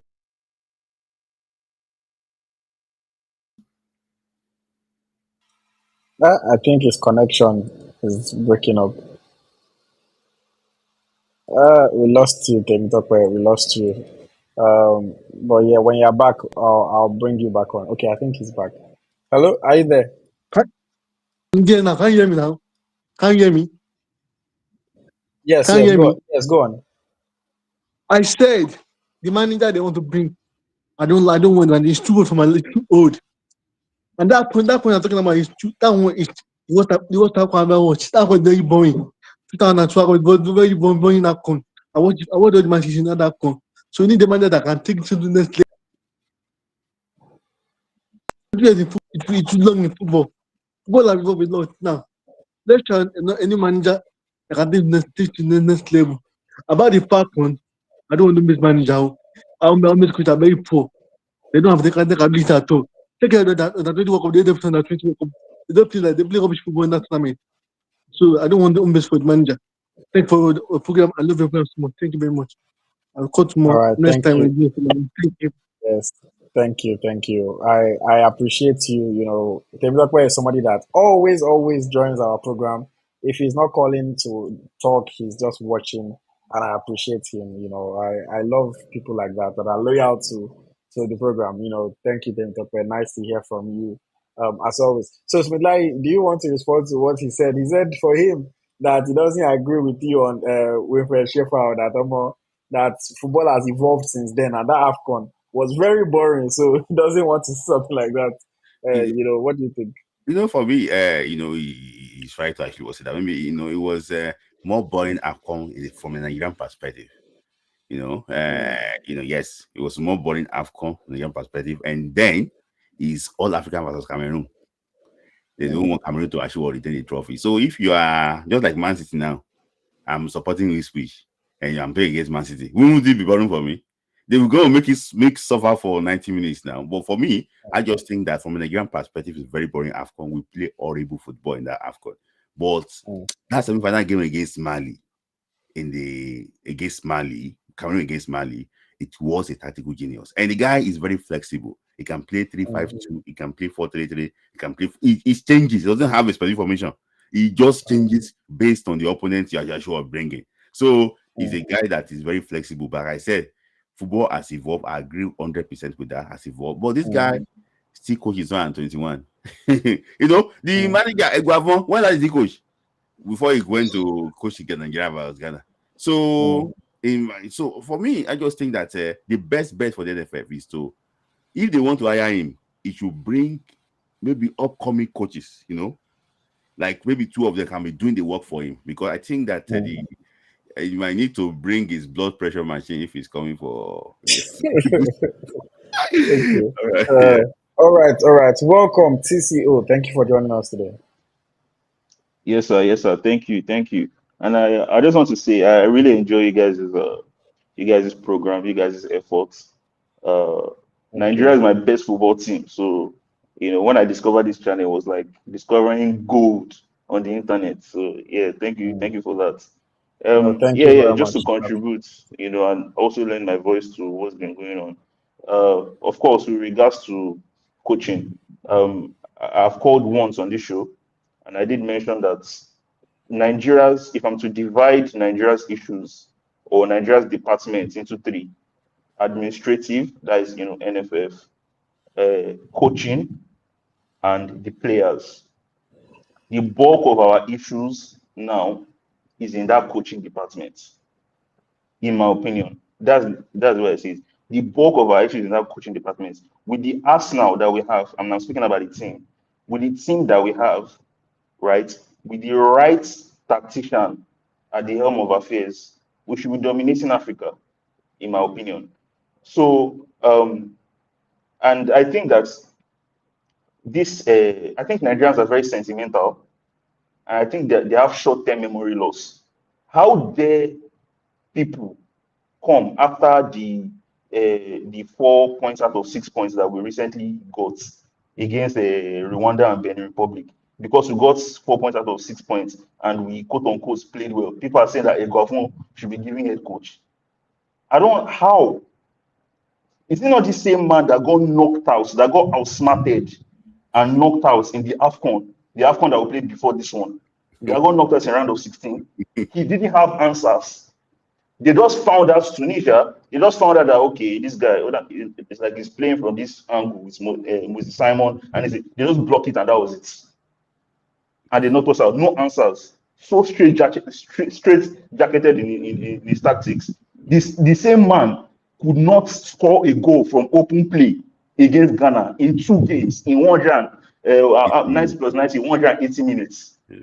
He couldn't score a goal in 180 minutes against Ghana to qualify us for the World Cup. And now, because he's got 4 out of 6 points, they're telling him, you're saying that he should be given head coach. So I think that's out of the question. And I hope the NFF is not considering that. I think we need a foreign coach, right? We need a foreign coach that can, make use of these boys and, like I said, tactically dominate Africa.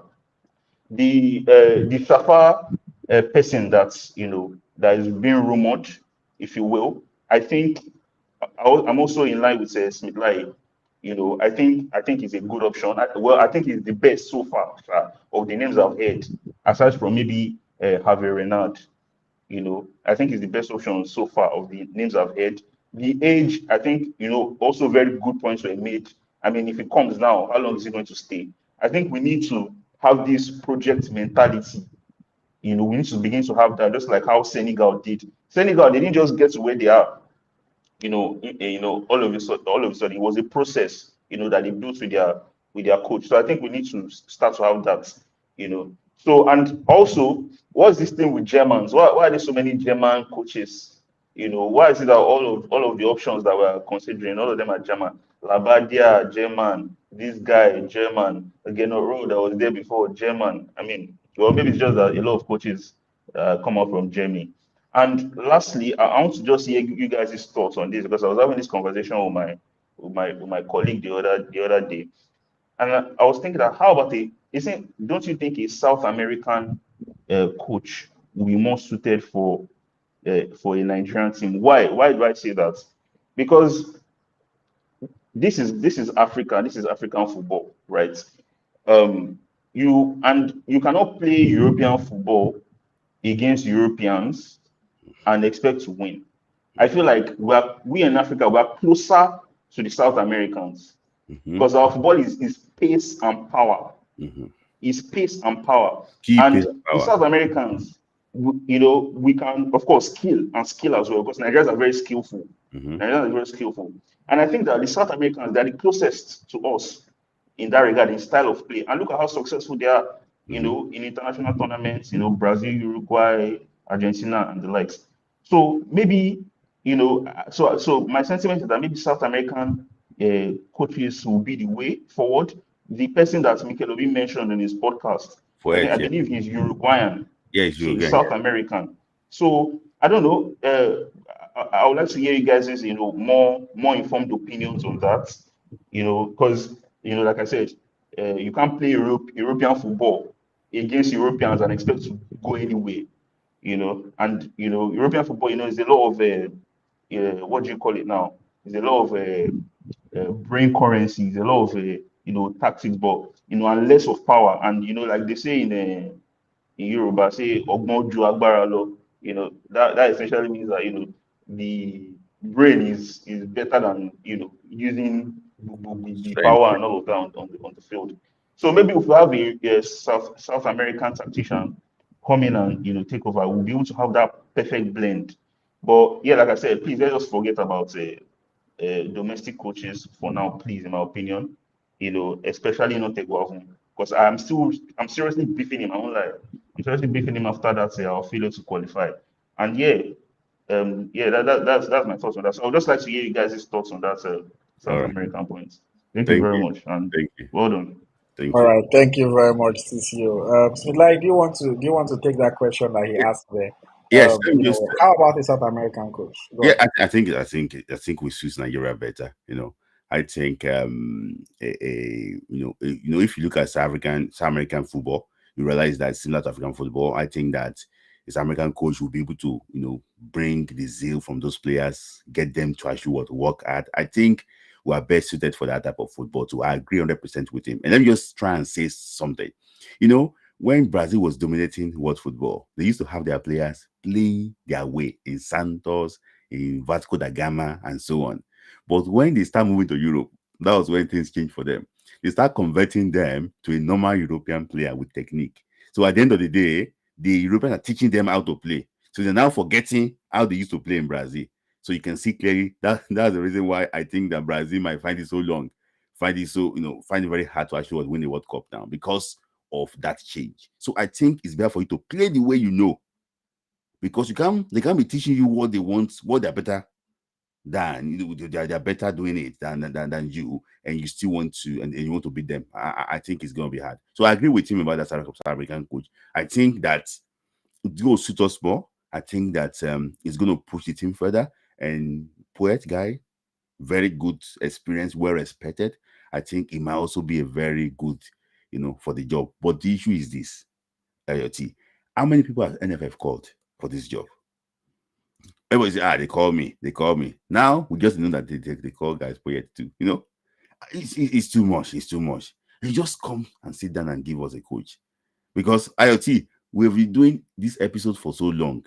We'll be talking about different coaches nearly every 2 weeks.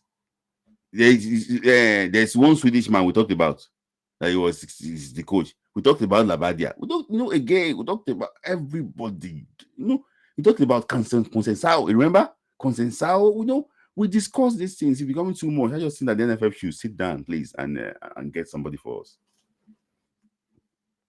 You're muted.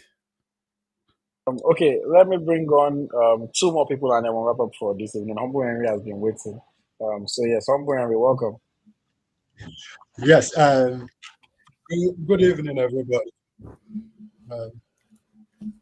I'm here to argue with Smith-Lai. No, I'm just joking. Yeah, Smith. Yeah, I like the way you explained the coach. What's his name? I don't know the last name, but Winfred Schaefer. they call him Winfred. Yes. But I have a question. My question is this: his coaching career is very. When last did he coach? 2021. Therefore, there's no difference between him and Samson last year. No, Because I'm coming. If this man, you guys give this man this position, honestly, the way our almighty Emmanuel Amunike is struggling, that is the way he will struggle. Because if football leaves you so long, for you to come back is going to be a very serious case. Okay, can I answer your question if you are ready? Yes. Sorry. What is Siasia's achievement in national team?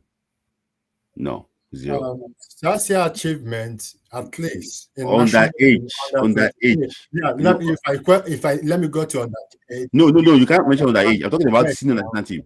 Wait, now there's a reason why I'm using Samson. No, you can't use underage. There's a reason why I'm using Samson. That is not senior football. The reason why I use under 21 and I'm very successful. No, this man has been good. Now he has left coaching.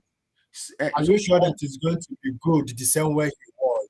When he didn't leave coaching, was he not the one that did not qualify Nigeria for the AFCON in 2017? Was he not in charge when Nigeria failed to qualify for the AFCON in 2012? See, don't let us let the cat out the. Don't let us argue Siasia here. He failed as Super Eagles coach. If he was doing well for the underage, he failed as Super Eagles coach. Let's call it spade a spade. I'm worried. Yeah. No. Sorry. Hold on. Let me just say, like I'm not trying to get in the middle of this, but when Samson Siasia did an interview with, who was it that he did the interview with? Hold on. He spoke about how the times that he took over the Super Eagles, he didn't have the team, from the beginning. He was called to come and essentially plug a hole that was leaking. So, and saying that, he failed to qualify might be a little bit unfair to him, considering the fact that somebody was there before him and then he came and he couldn't qualify. It's like if they call you now to come and coach Super Eagles and you don't qualify for World Cup, and then they now say, it's Smith-Lai, he didn't qualify us. It can be a little bit unfair. No, the issue is this. That is the reason why he's not even qualified. He likes to build his team from the scratch. He gets them, he camped them for so long, he built them, and they go for competitions and everything. How many times will you have to camp Super Eagles player? I'm coming, don't worry, except you want to be camping home-based players. No. See, Siasia have only played 2 games in the 2012 AFCON qualifiers. Okay. Siasia played the rest, but Nigeria still failed to qualify. See, don't worry. Look at the reason why I brought in Siasia in this situation is this. Now, this man has left coaching for almost 3 years, from 2021 to 2024. Now, Siasia left for 5 years. Now, if you invite this man, he's going to struggle. Definitely, he's going to struggle. What does Siasia want? Because I use Siasia as an example. There's no difference between both. No, because Siasia will even struggle now because he has not achieved anything. He himself will even struggle because he doesn't know Nigerian culture. No, but because us. But let me tell you something. He doesn't know how the NFF work. Let me tell you something. Cameroon is so different from Nigeria. The NFF will deal with this man. I know. See, I'm not backing Winfred Schaefer to actually be national team manager. I told you my concerns already about him. But what I said, get it clearly on Buenri. I said that out of the name they have put out, the NFF have put out, that is even the most qualified. Out of the name that they have put out, are you getting me? They put out one, because he knows he has won the AFCON before. He knows difficult terrain. He's well experienced. And I told you that the reason why I will not give him the job is because if I can take 14 years out of his age, because he's old. See, no doubt, this guy is a very tactical, dynamic manager. Very good tactically. But the issue is this: time don't pass. But NFF, if they put his name out now, I think that the only thing it can work for him is for him to get coaches that are young, that will do the job for him. He will just sit down. Like, do you know this man called Oscar Tabares? I don't know if you know him, from the former coach of Uruguay. He will see, no man use coaches like this. He will sit down. Then, what's it called? The other coaches will be doing the job for him.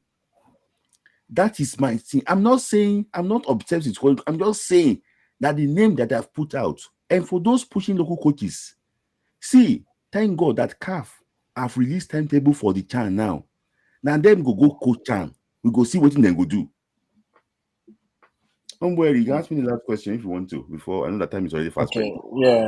Yeah. For me, bringing him, he can also be a technical director, but for him to be a coach, I think that time has passed. Staying out of could be a technical advisor, yeah. Almost 3 years, coming to coach Nigeria. Are we going up? Are we going down?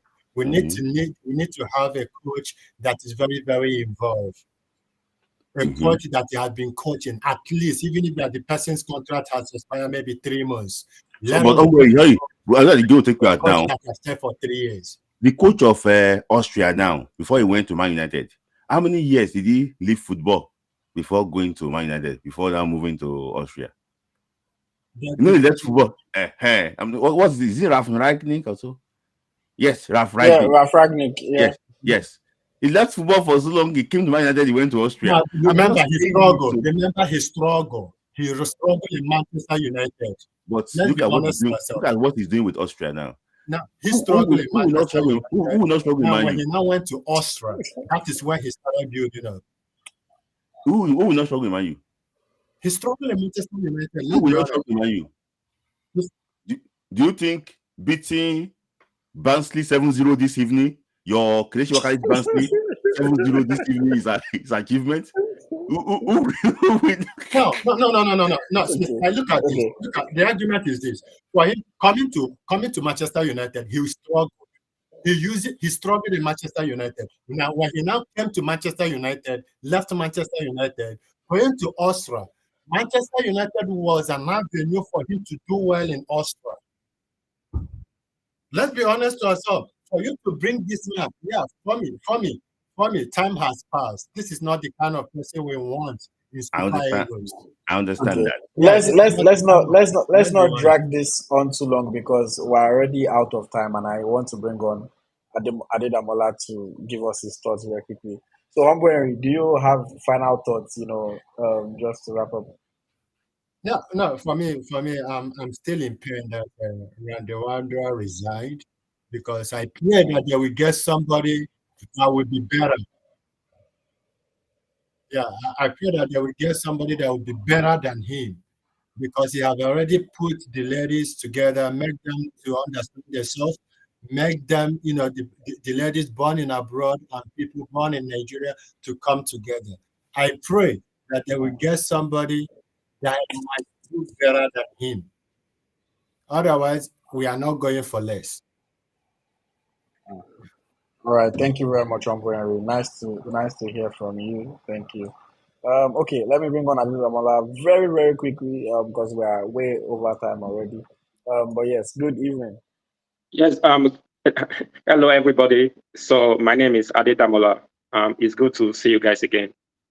So, Thank you for that. first of all, I would like to talk about the Super Eagles coach, since you guys were talking about it, To be very honest with you, and this is my own personal opinion, right? I think that we should keep Eguavon as the coach if we cannot get a foreign coach, because there's no time. I think we are really joking with our World Cup qualification. I really think we are just joking around. This is September. We have 2 AFCON matches to play. I think October, then we have another one to play in November, right? The qualifiers. Then in March, we have the World Cup qualifiers. This AFCON qualifier should be a testing ground for the main one, which is the World Cup qualifiers. So if the NFF cannot get us a coach, they should just keep Eguavon. That way they will save money, because anyway, they say in Nigeria there's no money. NFF always tell us that there's no money, right? He can keep his position as the technical director and also be the Super Eagles coach, And I also believe that one thing that we're lacking is continuity, right? Look at Senegal. We speak about Senegal. Have a long-term plan. Okay, the plan should be between now and the 2026 World Cup. Target is get us to the World Cup. Then in between, we have the AFCON next year, right? The 2025 AFCON, right? Take us to the AFCON. And then, no matter what happens, take us to the World Cup. I don't believe in this whole thing of stacking coaches. Oh, you lose one game, you draw one game, you are not good enough, go. I still believe, I know Smith Life, for example, I know you love foreign coaches, but I still believe that we don't give our local coaches a chance. I really think where we are now, we need to start thinking the way Senegal thinks, the way Morocco thinks. Give this guy a 2-year plan, which is between now and the end of June, July 2026, which is the World Cup. And I believe that Eguavon can build us a great team. Another thing I want to talk about is the fact that this whole thing of Schaefer, what his name is, trying to be the next coach of the Super Eagles. I don't know what the name is. Okay. So I'm not in the media. You guys are in the media. But I know there's a way that the media goes around pushing narrative by the NFF, even though the NFF is not saying anything. We like to say this, this is what NFF is trying to do. The next NFF will come out tomorrow and tell us that, actually, we never said that. So maybe there are some people in the media who push narratives, For example, during the time of when Finidi George had that issue with Victor Osimhen, when Victor Osimhen came up and said those things he said, right? What we heard was that NFF wants to punish him, they will ban him from the team, and everybody believed it. The media carried the news. And the same NFF came out and told us that we never had any intention to ban Victor Osimhen. Where are you guys getting this news from? Then I think the latest one was the one of Eguavon, where they say he stepped down as the interim coach, and people believed. And the guy came up and said, where are you guys getting the news from? So for me, I've learned that when it comes to NFF, the way they operate, some people say they operate like a mafia organization now, whereby you don't know what is in their mind. Leave them, let them make their decision. We will only believe what they want to do if they come out with an official press statement. And that is if they do, because sometimes they don't even communicate with us again, They also come out and can be fake. Is that? You can also come out of press comment and it might be fake. Well, anyway, we'll see, Yeah. So that is that. I know you guys don't have enough time. Now, the one out also, finally, I will talk about Victor Boniface. During the last AFCON qualifiers, I saw people insulting him. He's not good enough. Blah blah blah. He did not score. He did not score.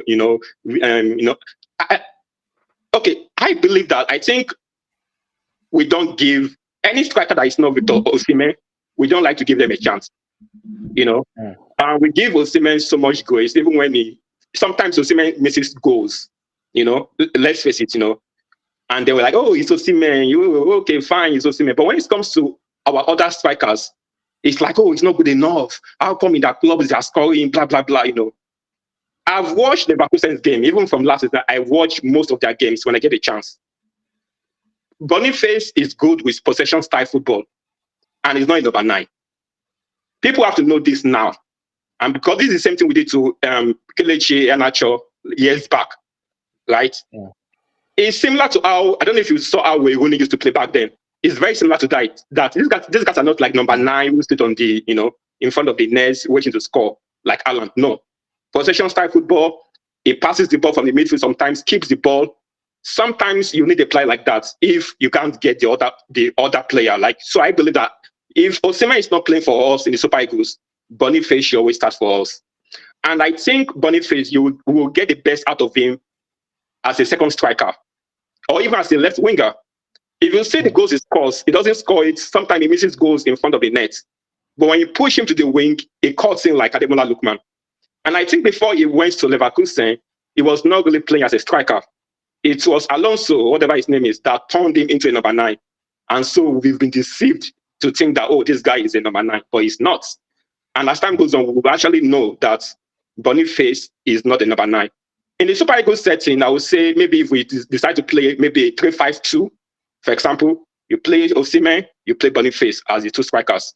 Or maybe if we decide to play like maybe 3-4-1-2 system, where you play Boniface or Osimhen. And sometimes maybe if Lookman is not available, we can play him on the left wing, and you see the best of Boniface. But Boniface is not the number 9. In Leverkusen, it's different because they play a possession style of football, which we don't play in the Super Eagles. So that is what I have to say about that. I think we don't really appreciate what Boniface brings to the Super Eagles team.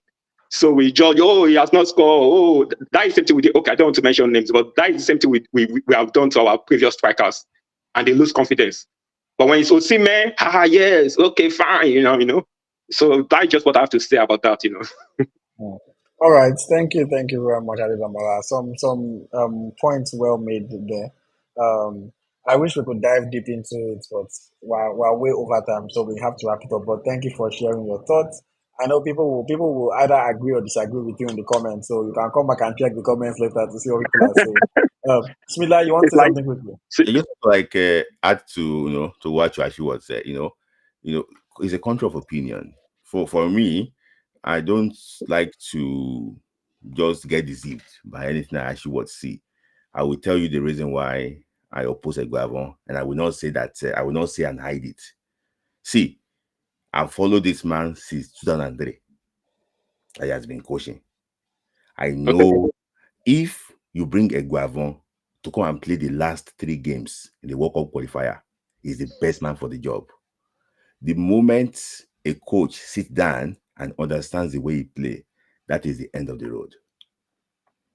You can see, let me see, that is the end of the road. I can tell you, if you just sit there will be nothing he could do. I've been hearing news about the World Cup qualifier against Ghana. It was not the one that selected the player, but who made the changes in those games? So I have my opinion about that. Fantastic manager, likes to play free flow football, but let me tell you something. When the going gets tough, he normally develop cold feet. It's not both to take decisions. That's it. Okay. All right. Thank you very much, Adedamola. Thank you, Smidlai. Yeah. A fantastic episode. Thank you very much for engaging with us. Yeah. It's been a pleasure chatting football with you guys. We are well over time. We need to find a way to start keeping to time. It's a time. But of course, when this conversation starts flowing, when people start talking, it's hard to just stop sometimes. We appreciate every single one of you. 225 people still watching. We appreciate you. If you're on YouTube, please, my final call to you to like the video. Please make sure you like the video. We only have 39 likes, but we've averaged over 70 people consistently throughout the program. Please just like the video. It costs you absolutely nothing, and it is something literally you can do to support the channel and support the work that we do. So what it says, Mitlai, I respect your opinion, but I disagree. Stop offending fear. Let me 10 seconds, man. See, I've been reading his comments since the start and everything. See, it's not me. I don't see Nigerians now like to themselves and still be happy. Me, I'm not going to join you with that. I told you that who can handle the national team out of the coaches we have currently domestically. I said that there's nobody. I've seen people that you are projecting on Twitter and on social media. How many continental games did Ilechukwu win in his whole career? How many continental games did Ogumade win? It's only one. If you go to school and you got 1 out of 6, did you pass or you fail? See, my brother, let's just cool it that way. We hope that Nigeria, see, you cannot compare the coaches now we have with Kadiri Kana, Oke Modi, Lawrence Akpoguma, Swaibu Amodu, Stephen Keshi, You cannot compare them. The ones we have now are just carrying iPad.